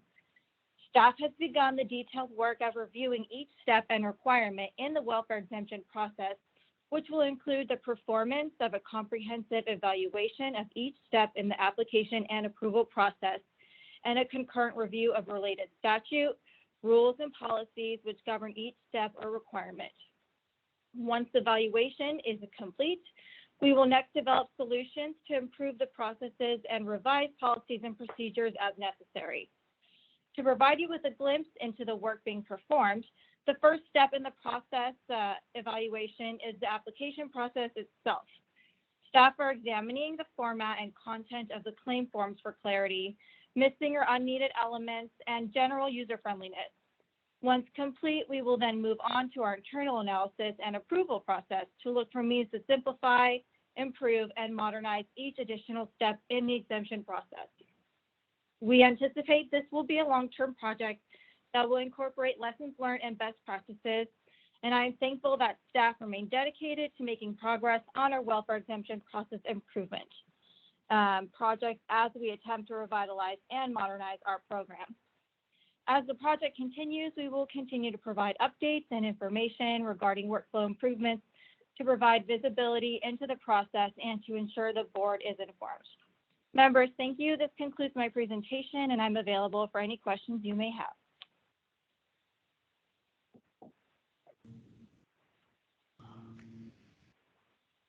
Member Gaines, I believe, has a hand up. Yeah, I wanted to thank Lauren Keach for her presentation. And I was just curious in terms of how long has it been since we kind of went through and examined the welfare exemption process, and then secondly, I'm hoping that through the simplicity that it would also speed up the process for applicants. Yes, thank you for your question. The first question, I don't have that information at my fingertips. I am actually a newly appointed manager to this section, so I can definitely find out that information and get back to you. And then can you repeat the second part of your question? Yeah, so you talked about modernizing it, and I think you said simplifying. So to me, that sounds like that's good for that constituency that's applying, but I'm also hoping that that helps with the timeline in terms of turning around and approving an exemption. Yes, that is our goal in this project. And as I said, starting with the application itself, we are going to do a thorough review of the claim application and look at the general user friendliness and documents required and how, if possible, to simplify this process. And then we will move into our internal approval process and point out areas of inefficiency and ways that we can increase efficiency on our end. That's great. And do you have an idea how long this will take? At this point, we're in the beginning phase of the project, and we think it will be something ongoing. So at this point, I don't think we have a timeline. Okay. All right. Very well. It'd be nice to know, if you just, obviously you'll be giving us updates, but be nice to know in terms of when we could expect it. Yes, we will continue to give you updates. We are meeting with staff in terms of beginning the application process, and then we should hopefully have a better idea of the timeline for you in the near future. That's great. Thank you very much. Thank you. Member Gaines, this is Lisa Renati. To complement what Lauren's talking about on process improvement is something we continually do at the agency. And the last time we really endeavored towards process improvement was 2017-18. And then we've been a bit busy rebuilding the agency. So now we're getting back into that normal process improvement. Right now, the staff are prioritizing within each department which processes they're going to start with, and welfare exemption is one of the very first ones. So I anticipate that one will complete and give you the information, and we'll move on to other processes. And the entire process improvement for the whole agency will probably take a 2-year cycle. But of course, this is one of the very first ones, and it's one of our key ones that we want to get done as soon as possible. Okay. I guess I'm asking because it's kind of a critical role that we play as the Board of Equalization, and I also get calls on it. So, I'll have constituencies call and say, "Hey, can you check on the progress of this application?" So, I'm happy that is like one of the number one priorities in terms of improving the process. Thank you. Thank you. Actually, you kind of hit on my question. The only clarification, and I think you might have touched on it already, Ms. Renati, but because there may be, sometimes you get, these folks get caught up in these unforeseen delays, and it sounds like you're working on it. If an applicant, I guess, gets stuck and is waiting for approval, that we have measures in place that'll hopefully kind of help facilitate these applications and handle them in a timely and efficient way, right? I'm assuming. I didn't know if Ms. Keach wanted to answer that, but I do know that they do have, key points in the process that they review. And at any time, if someone is experiencing a delay, they can contact the department or the supervisor or the taxpayer's rights advocate, and they will check in on it. But the majority of cases that we're seeing that are delayed, they're because they're very complex or they're missing documents. And on those, staff tries always to keep in contact with the taxpayer. Sometimes taxpayers want a little more contact, so they're more than welcome to contact us and get those regularly scheduled status updates. Thank you. I appreciate that. Yes, thank you, Lisa. Okay. Ms. Taylor, do we have any written comments on this item? We do not have any written comments on this item. Can we check with AT&T in case there's somebody on the line that wishes to speak on this item? Certainly. AT&T moderator, can you let us know if there's anyone who would like to make a public comment on this matter? Certainly. Ladies and gentlemen, if you wish to make a public comment, you may press 1 then 0 at this time.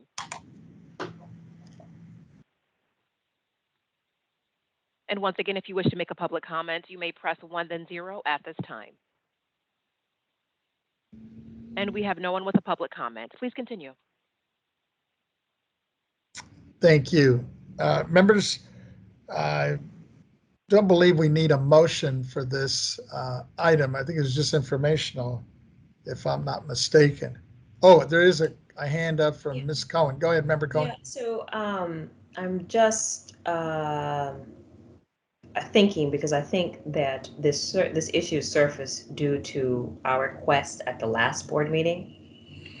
And we specifically requested a review of the process to enhance our efficiencies and our effectiveness in this process.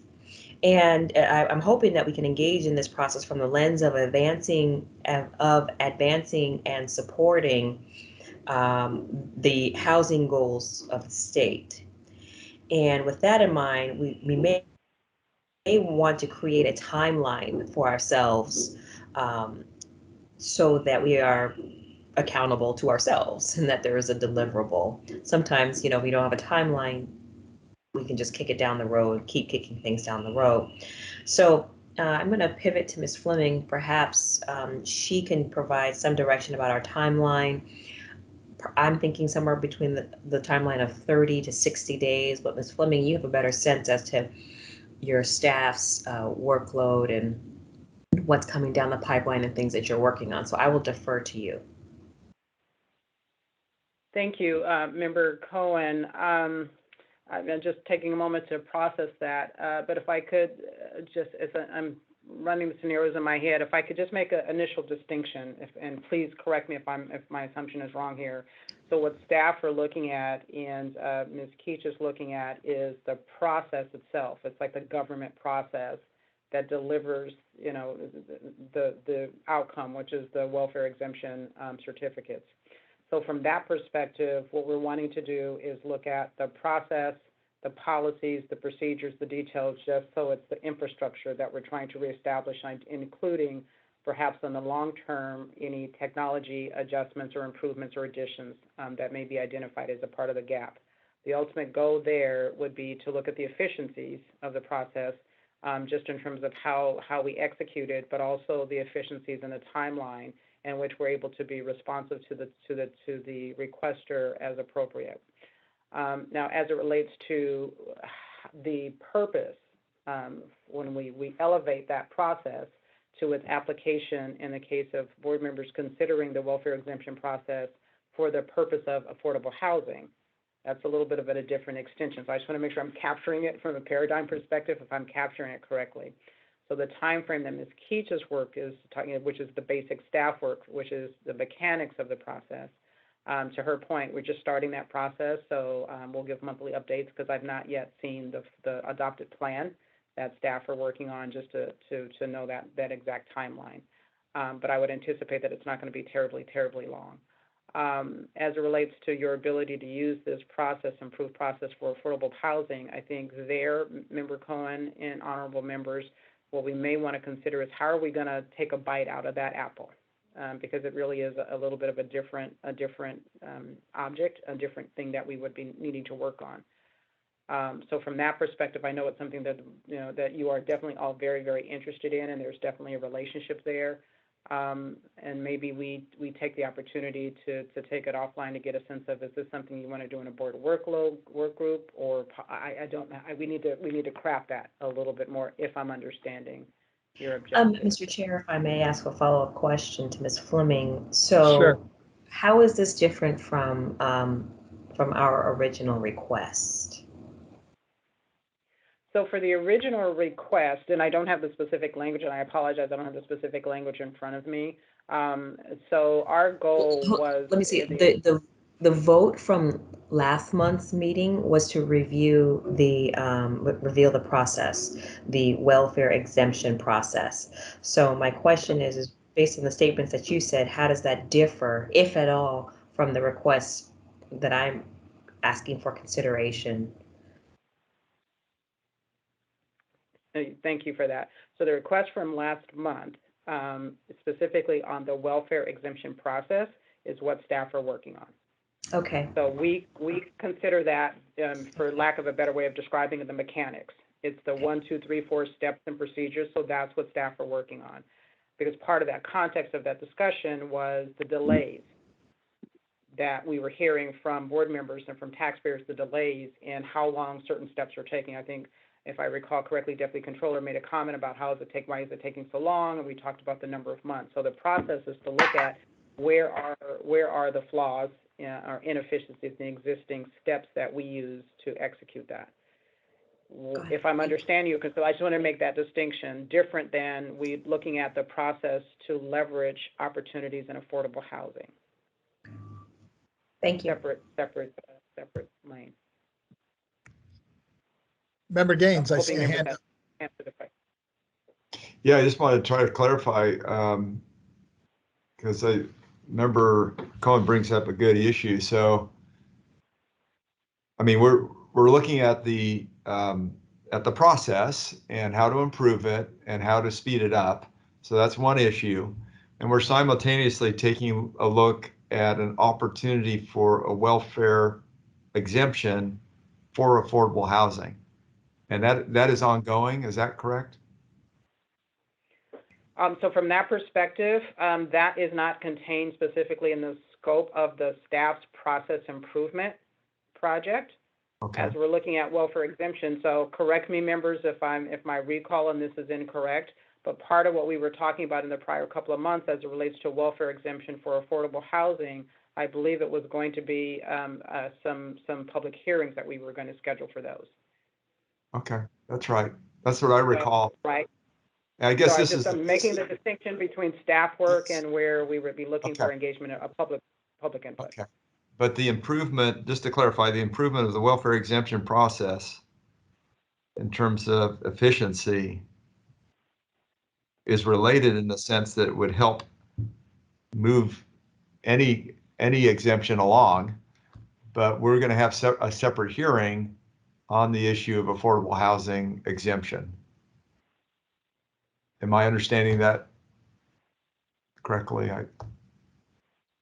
Yeah, that's Member Gaines, Member Cohen, that's my understanding. I can defer to the chairman on that because I think he introduced the original affordable housing. There was a different topic where Board Member Cohen introduced a property tax abatement hearing, but those conversations were in the context of additional either public hearings or board work group hearings, but it was a different forum to allow us to have more engagement and discussion. Thank you. I think you're right on, but I see a hand up from Member Cohen. Go ahead, Member Cohen. Thank you very much. Yes, Mr. Gaines, you are correct in your understanding. Thank you for stating it more clearly.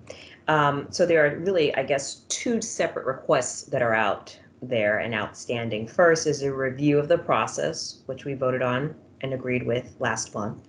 And then the second one is hearings separate and apart from the process. So maybe that brings a little bit more clarity, Mr. Gaines. I see you nodding. I hope that hearings that require, hearings requiring affordable housing that I'm specifically talking about. Right, thank you. I'm seeing nods, so I think we're all on the same page. Thank you, Mr. Thank you, Member Cohen. I agree. I think that helps to clarify it. Thank you all. I think we're all, oh, I see another hand up. Go ahead, Member Cohen. Sorry, one more thing I forgot to make was, so I'm also hearing a 60-day timeline. My original thing was looking for a timeline. So 60 days, that would be 2 months. This is September, October, November. So again, going back to you, Ms. Fleming, in terms of capacity with your staff, 60 days too aggressive? Or is it something?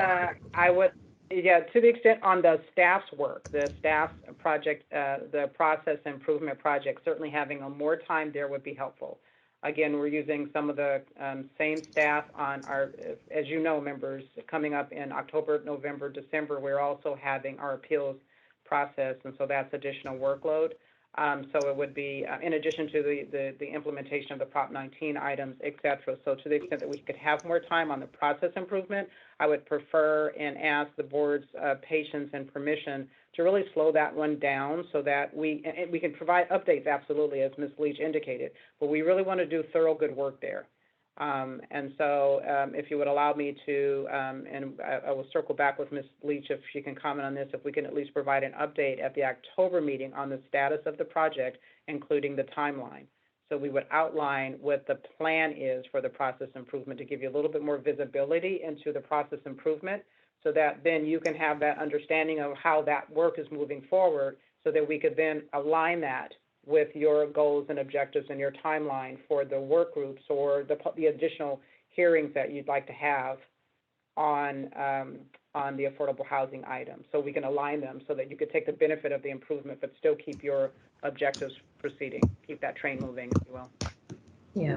Mr. Chair, if I can follow up, I think Sure. I think what I'm going to do is kind of meet you halfway, Ms. Fleming, and ask you to review and report out a timeline. Assess, Timeline at the review, October meeting. exactly. Assess where your staff is and report out to us a timeline that you think that you'll be able to meet, and you can do that in the next meeting. Yeah, thank you. And that's consistent with my recommendation that Ms. Keach could come back and just give you an update on, and really it's just going to be what's the plan and what's the timeline. So she would report out that information at the October meeting. So it's not the finished product, it's an update on the status and the timeline, so you will know what to expect. Okay, thank you. Thank you, ma'am. That's it, Mr. Chair. Thank you all. Thank you. I see no other hands or comments up. Ms. Taylor, do we have any written comments on this item? We do not have any written comments on this item. Can we check with AT&T if anybody's on the line? I believe we already have done so. Oh, we're good. Okay, so with that, I will ask you to call our next item. Our next item is K1G, Executive Director's Report, Proposition 19 Implementation Project, Report on the status of the agency's Proposition 19 Implementation Project, including requesting board authorization for further actions related to legislative developments. This item has 7 sub-items as indicated on the agenda. This matter will be presented by Chairman Vasquez and Ms. Renati. Thank you. Members, Ms. Minotti will first provide an update on the first sub-item, the Prop 19 Implementation Action Plan. And when she's finished, I will ask her to introduce the next speaker and sub-items on the agenda. Please note that we will hold public comments on this until the completion of the entire report, with the exception of a second sub-item, updates on guidance, when we will take up comments from the county assessors. Ms. Renati, if you would please proceed with the presentation on Prop 19 Action Plan. Thank you. This is Lisa Renati, Chief Deputy Director. Members, today a high-level implementation plan is attached to today's agenda. This plan includes 7 identified work categories needed to implement Proposition 19 and a high-level description of associated activities within each category. I'm happy to report the status of our Prop 19 implementation project remains green, which indicates we have no issues or concerns to report. Next, I will introduce each team leader who will provide you with a report on the activities completed to date and additional information regarding the implementation actions for their sections. The first report will be provided by Mr. David Young, Deputy Director of the Property Tax Department, and Ms. Patty Lumsden, Chief of the County Assessed Properties Division, who will provide a report on the department's implementation actions, including updates on guidance. Mr. Young. Yes, thank you, Ms. Renati. Good afternoon, Chair Vasquez and honorable members of the board. This is David Young here, and I am going to report on the Property Taxes Department implementation of Prop 19. As Ms. Renati has already pointed out, work is actually going fairly well. Staff continues to answer inquiries from taxpayers, assessors, and other stakeholders. Volume has been holding fairly steady. We have been getting a sustained level of work from all these inquiries. Staff is also working on developing additional guidance for the intergenerational transfer exclusion. As you will have noted, we've issued prior guidance on this topic through an LTA. Additional questions have come up, and we are working on issuing additional guidance. Staff also continues to monitor SB 539. As you will recall, that is the implementing statutes for Prop 19. It is almost at the finish line, but not quite. It is awaiting action at the governor's office, and staff is monitoring that very closely. And then lastly, I wanted to report on our tracking system. As you will recall, Prop 19 requires the board to track the 3-time limit for base year transfers. Development on that tracking system actually is in its final stages, and it's going well. So my compliments to staff in working diligently on that, along with our partners in CDTFA and their TSD department in developing that system. As I have mentioned, we are in the final stages of development. We are in the testing stage. We have also prepared in anticipation of rolling that out to the assessors. We have prepared directions and instruction on how to report those the 3-time base year transfers, and our anticipated rollout time for that is the last quarter of this year. So we are really close on that system. That will conclude my report. I'm available for any questions you may have. If there are none, I turn it back to Ms. Renati. Seeing no hands or comments, continue, Ms. Renati. Thank you.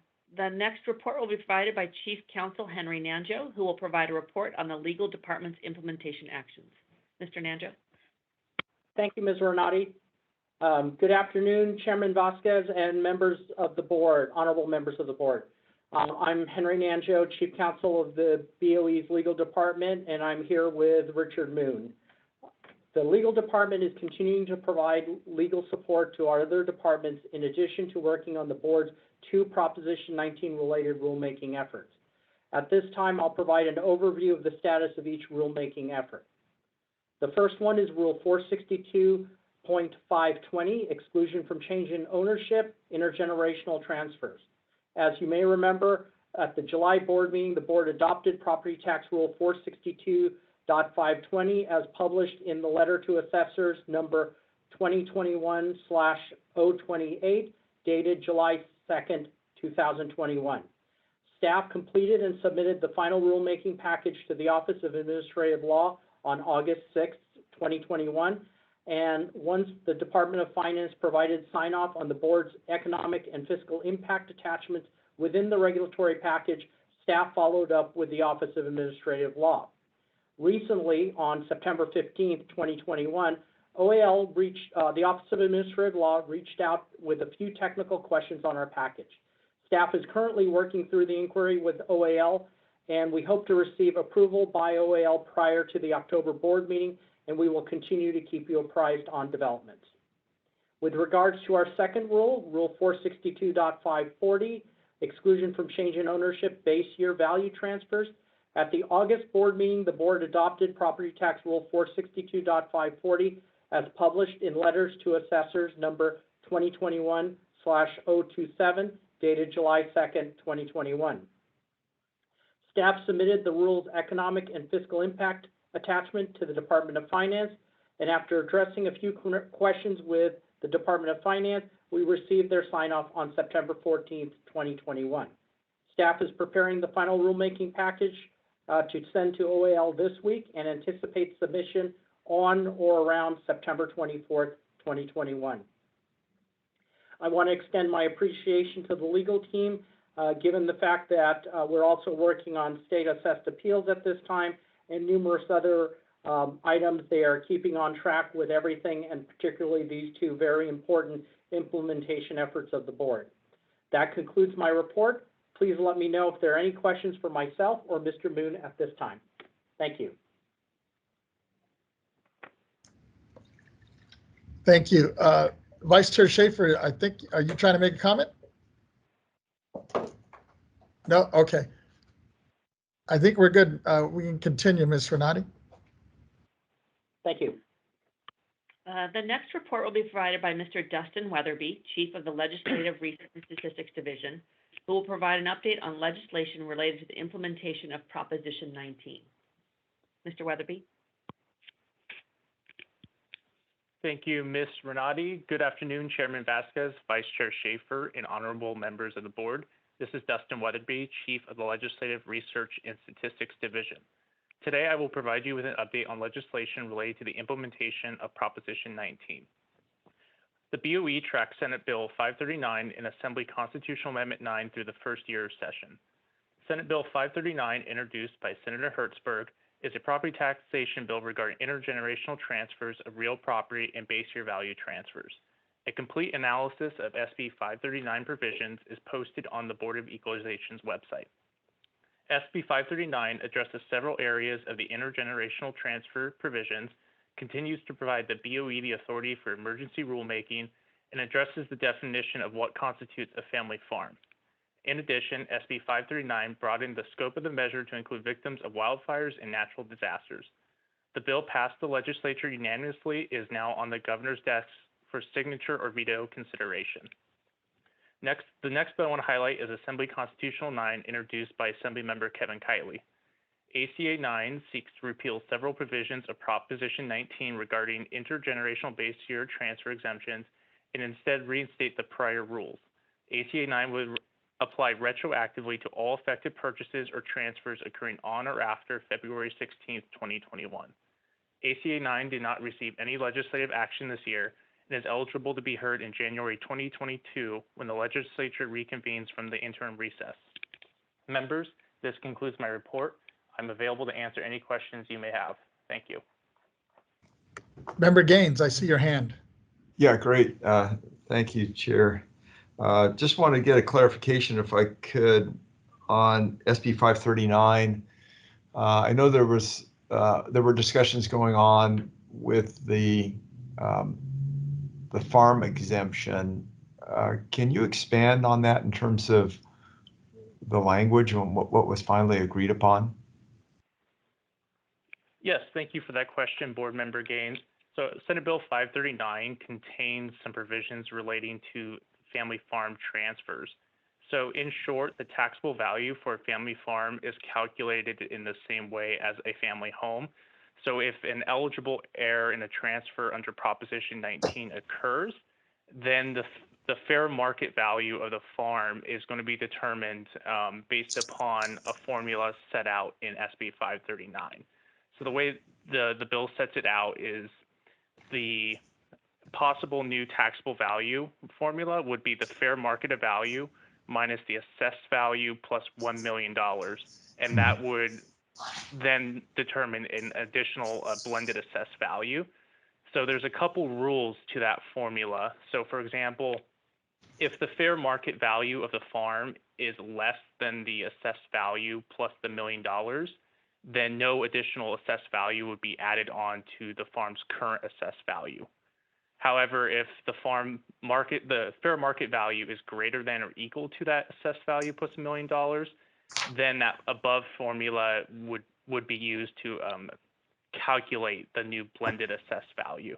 And if you would like, I can kind of include an example that kind of explains that formula, or if that answers your question, then yeah, if you could, and then can you also clarify, because I remember there was discussion on, a family farm could have multiple parcels. So I think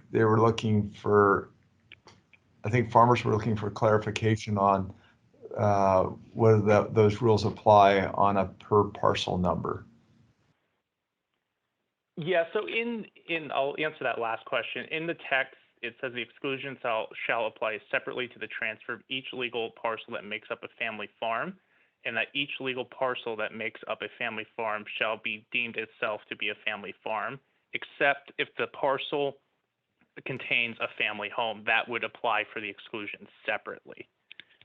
So to go back to the original question of the example, so let's pretend in an example a family farm that is going to undergo a Proposition 19 transfer. If its current assessed value, let's say, is $500,000, and the transfer then goes to the heir in accordance to Prop 19. And let's say in this example, the fair market value of the farm, if it was to be sold on the market, is $1 million. That $1 million is less than the assessed value plus the $1 million, since that would be a total of 1.5 million. So in that case, zero additional dollars would be added to the assessed value, and the $500,000 original assessed value would remain. Okay. However, now question. Let's say let's say that farm has 2 parcels, and let's say they're both worth $500,000. How would that be treated? Would those be treated separately, or is it one farm and one exemption and one limit? I would defer to legal on that particular question. My understanding is they would be contiguous and therefore under the same exemption. But I would defer to the property tax chief or legal to answer that question directly. That's very technical, and I want to make sure you get the appropriate. Yeah, if someone could respond to that, that would be helpful. Just to get the clarity. Member Gaines, this is Richard Moon from the legal department. What SB 539 states is that the exclusion is going to apply separately to each legal parcel, and each legal parcel is deemed to be a separate family farm. And so in a case where a family farm has multiple legal parcels that make up the entire farm, each legal parcel would get the benefit of the exclusion. Okay. I'm asking that because I know that ranchers in particular, if you've got a sheep or cattle, you might have a lot of land, but not a whole lot of value. I mean, there's not a whole lot of revenue based on how much land you have. So when it becomes a family ranch that's trying to be passed on, that would be helpful. So that's good news. Thank you. Appreciate it. Thank you. And I see a hand up from our president, Mr. Dronenberg. I think he wants to add something to this. No, I was just going to ask Richard, where is the definition for legal parcel? So legal parcel is not defined in SB 539. I believe there may be a definition in another part of in a different code. I think that's the crux of that bill, and I thought maybe that the definition was void and that the board was going to have to come up with a definition of a legal parcel. Am I incorrect with that? Yeah, well, we are going to have to determine what legal parcel means exactly for SB 539, and as a part of that process, we would of course look at existing statutes, perhaps not in the Revenue and Taxation Code, but in other codes, and that would be the beginning of what we would do. If there is no definition that would be appropriate to use, then we would have to come up with some interpretation of that term. Yeah, well, I thought Mr. Gaines would appreciate the clarification of that because it's the fight is not over. Okay, so that's still being determined. You're not getting the clarity in 539 on that issue. It sounds like. Well, not to my knowledge. I'm waiting for Richard's research on it because that was one that was sort of thrown in there to get the doggone bill through. We had to have something, and so that's why everybody agreed on the word legal parcel and sort of kicked the can down the street, so to speak. Yeah, if you could keep us updated, Mr. Moon, I'd appreciate it just so that I can keep my constituents updated. I've got a lot of ag in my district, so thank you. We'd be happy to. Thank you. And those good questions, and hopefully we'll get you some legal response here soon on that. With that, Ms. Renati, do we have another speaker on this? We have the next report will be provided by BOE's Chief Communications Officer, Peter Kim. who will provide a report on the Communications Department's implementation actions. Thank you, Ms. Renati. Good afternoon, Chairman Vasquez and honorable members of the board. This is Peter Kim, the agency's Chief Communications Officer. Members, today I'll provide a brief report on the Communications Department's efforts in implementing Proposition 19. I'm continuing to collaborate with our taxpayers' rights advocate, Lisa Thompson, to explore additional ways in communicating with taxpayers. Along with the rest of the executive management team, we are closely monitoring pending legislation so any significant changes can be shared with taxpayers. The Proposition 19 webpage is being updated and enhanced to provide the latest information in real time for taxpayers. The Taxpayers' Rights Advocate and I are beginning to prepare for updates to the existing Proposition 19 resources as we await action by the Governor on Senate Bill 539. As of yesterday, we received a total of approximately 212,259 unique external page views since November 10, 2020. Since last month's board meeting, that's an additional 12,096 unique external page views, which is about the same from last month. Finally, we are continuing to use our social media channels such as Facebook, Twitter, Instagram, and LinkedIn to expand our audience and direct followers to the BOE website for the latest updates and resources. This concludes my report, and I'm available to answer any questions the board may have. Thank you.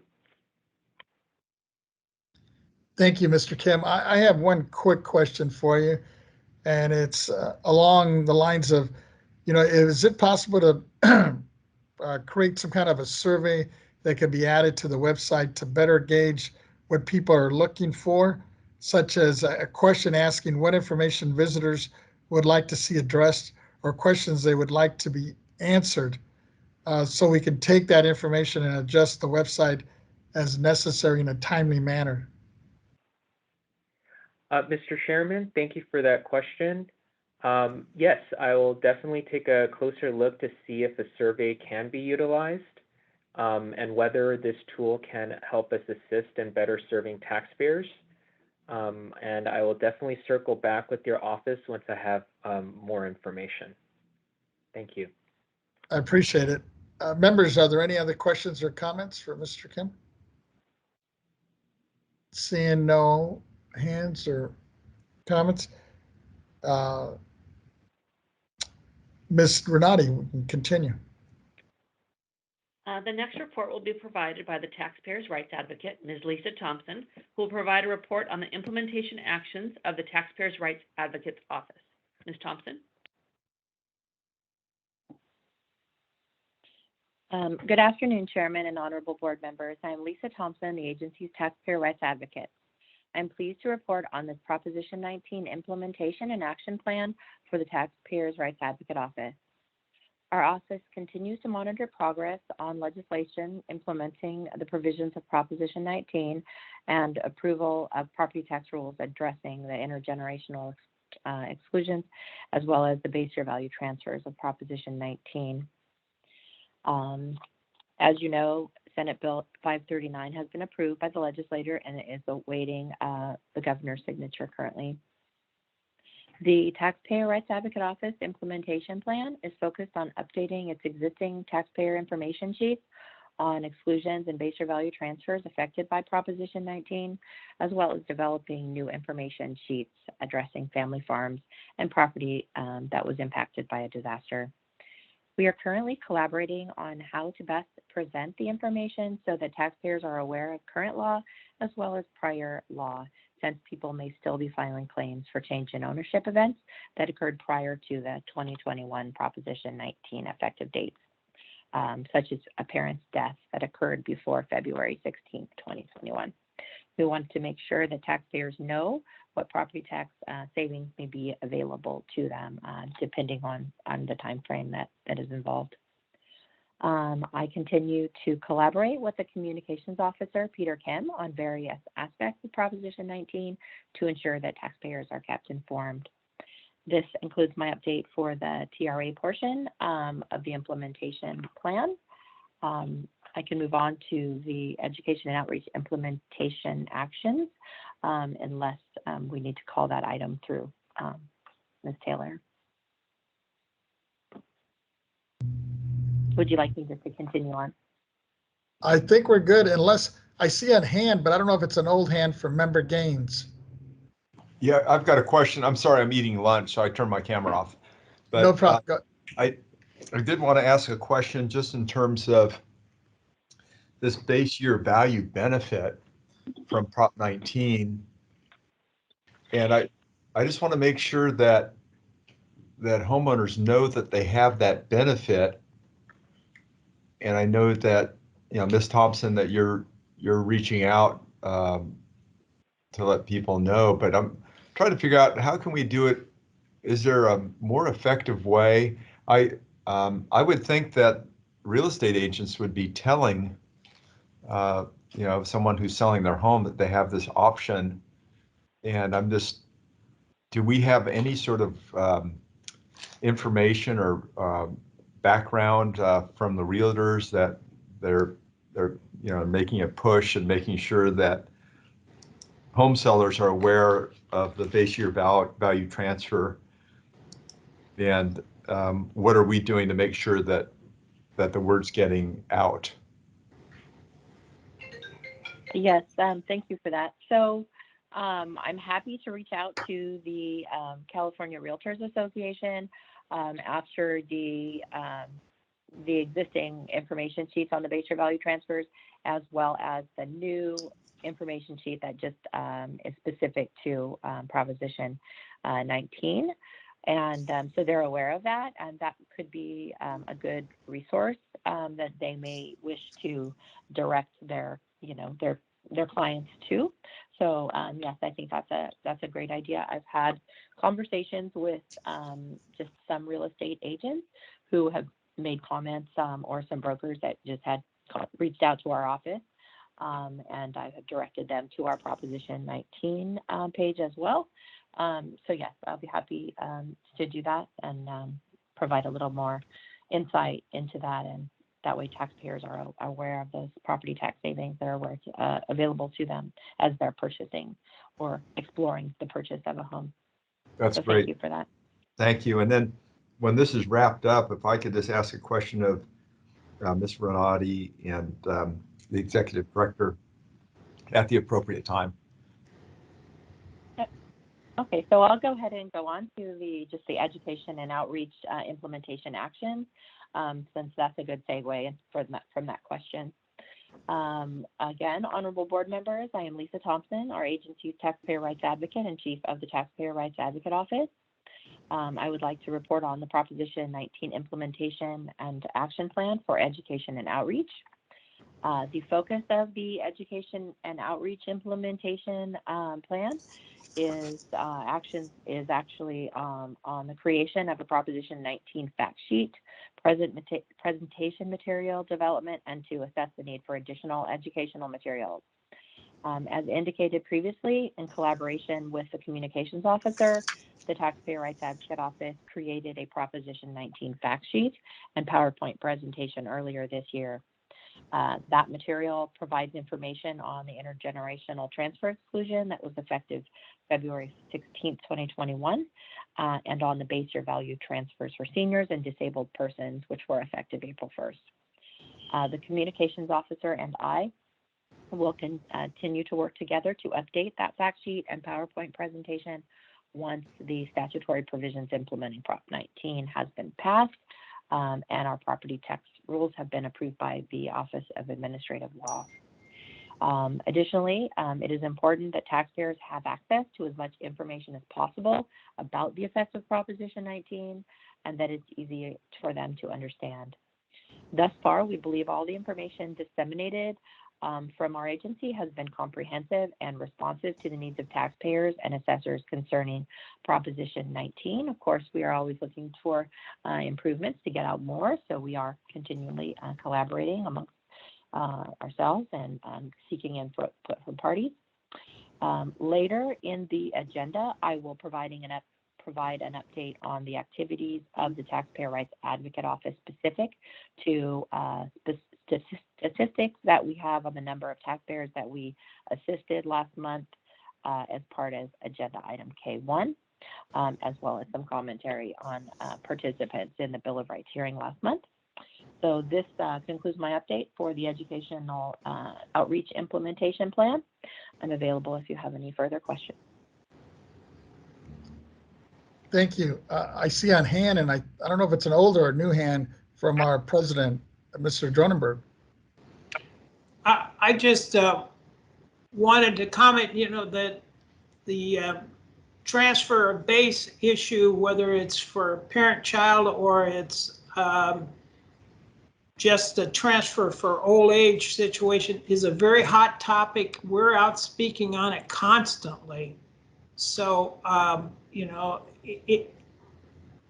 to have maybe a statewide after 539 something that you guys do would be a great idea.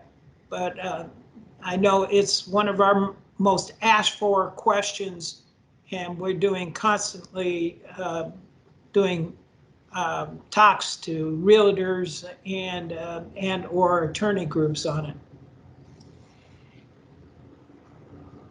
Thank you. This Members, is Lisa Thompson, the taxpayer rights advocate.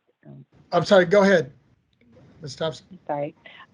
This is Lisa Thompson, the Taxpayer Rights Advocate Office, and I'm happy also to coordinate with Mr. Dronenberg about that once the information sheet is developed, and then if he's already in communications with some of those parties, I can request the contact information from him, and then we can coordinate together to get the word out. Thank you. Thank you. With that, Ms. Renati, we have, let's see, do we have any written comment on this, or are we going to wait?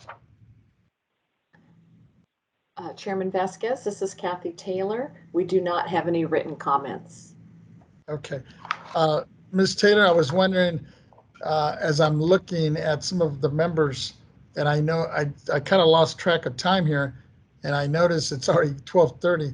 I was wondering if it'd be appropriate to take maybe like a 15-minute break, and then we can come back and finish up the agenda, if the members are comfortable with that. I see heads nodding.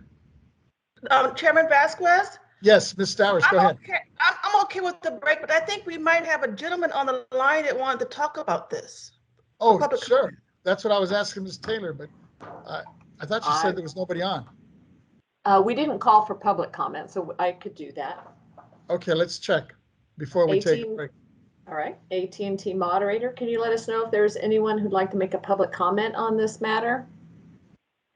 And thank you. Ladies and gentlemen, if you wish to comment on Proposition 19 implementation project, you may press 1 and then 0 at this time. Once again, if you wish to comment on the Proposition 19 implementation project, you may press 1 and then 0. We do have a comment from the line of Wendell Phillips. Your line is open. Please go ahead. Hi, Honorable Board.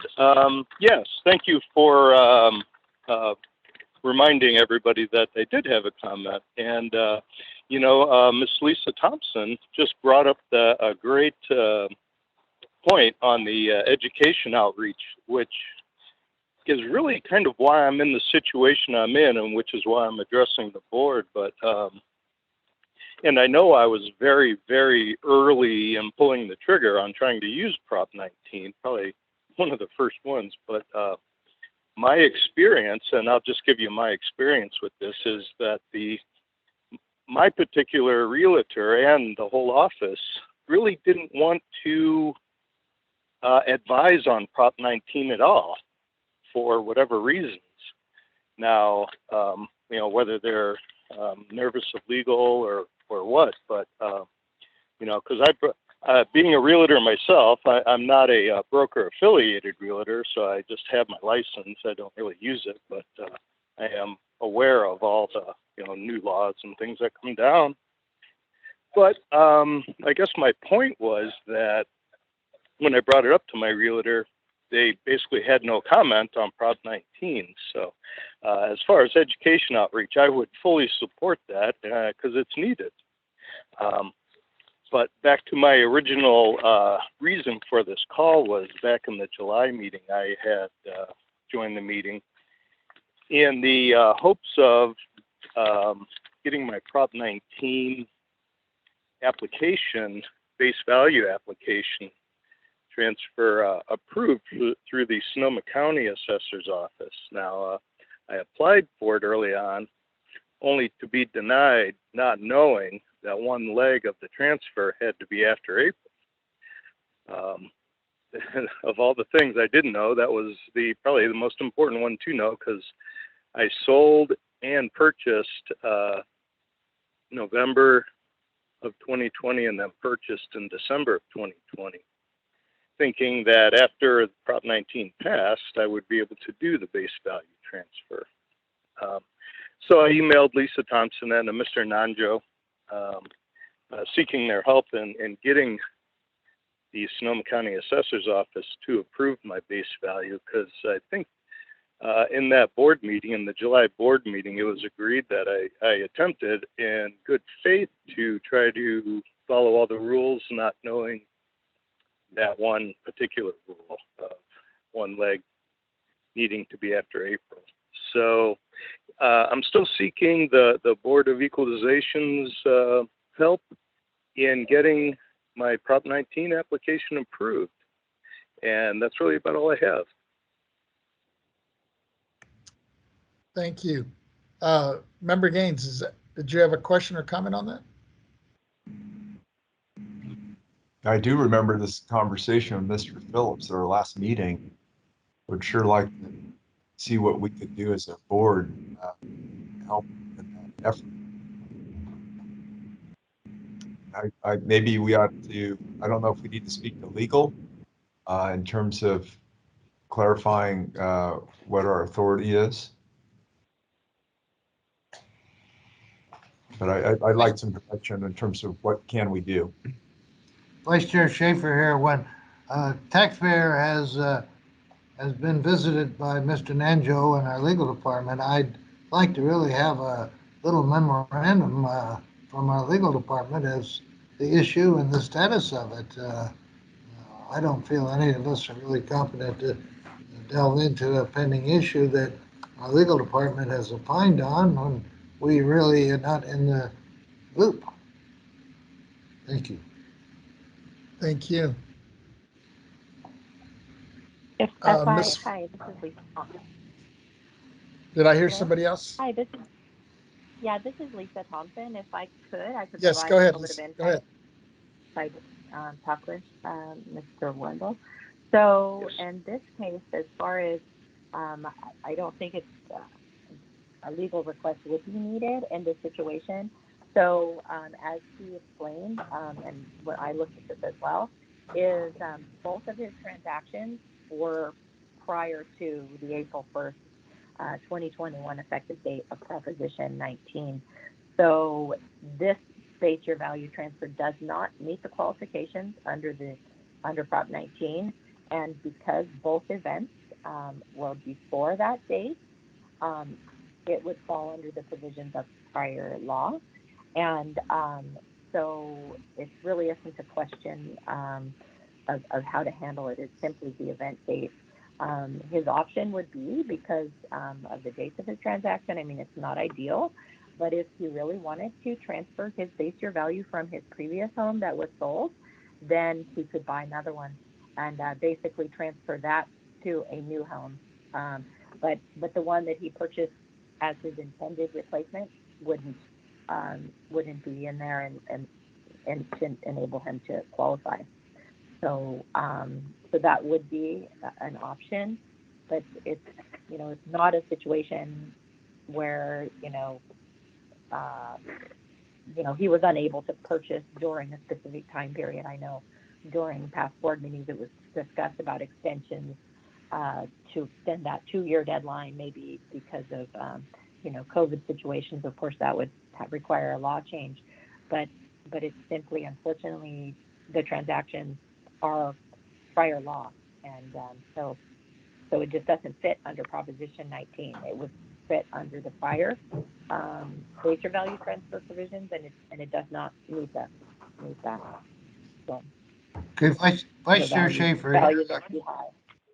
Ms. Thompson, I can sense that he's out of time here, and that's unfortunate. We can't win them all, and I would move that we respectfully deny relief and give him the benefit of your thinking and support your thinking and deny the relief he's asking for. Yeah. Thank you, Member Schaefer, Chairman Vasquez, honorable members of the board. This is Henry Nanjo, Chief Counsel. I'd like to thank Ms. Thompson for responding. She and legal worked together on this to try to look at Mr. Phillips' situation, and unfortunately, she is correct. She did provide Mr. Phillips possibly not an ideal path, but a path to try to get some relief. But unfortunately, the law is the law, and we are kind of stuck with it. Thank you, Ms. Thompson. Thank you, members of the board, Chairman Vasquez, and Vice Chair Schaefer. Thank you for that update. Member Gaines, oh, is that an old hand? I guess it's an old hand. Okay. Ms. Taylor, I would like. Oh, I'm sorry. Good. I'm sorry, but okay. I was not aware of that information, so it sounds like our hands are tied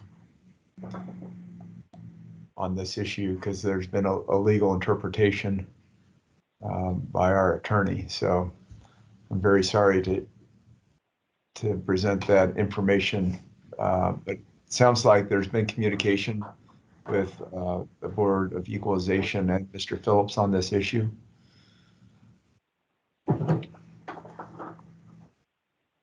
That's what I think we're hearing, yeah. And it Okay. just happened to happen at the wrong That's time. correct, Member Gaines. This is Henry Nanjo. Ms. Thompson and her office worked in responding to Mr. Phillips. Thank you. Okay. All right. Very well.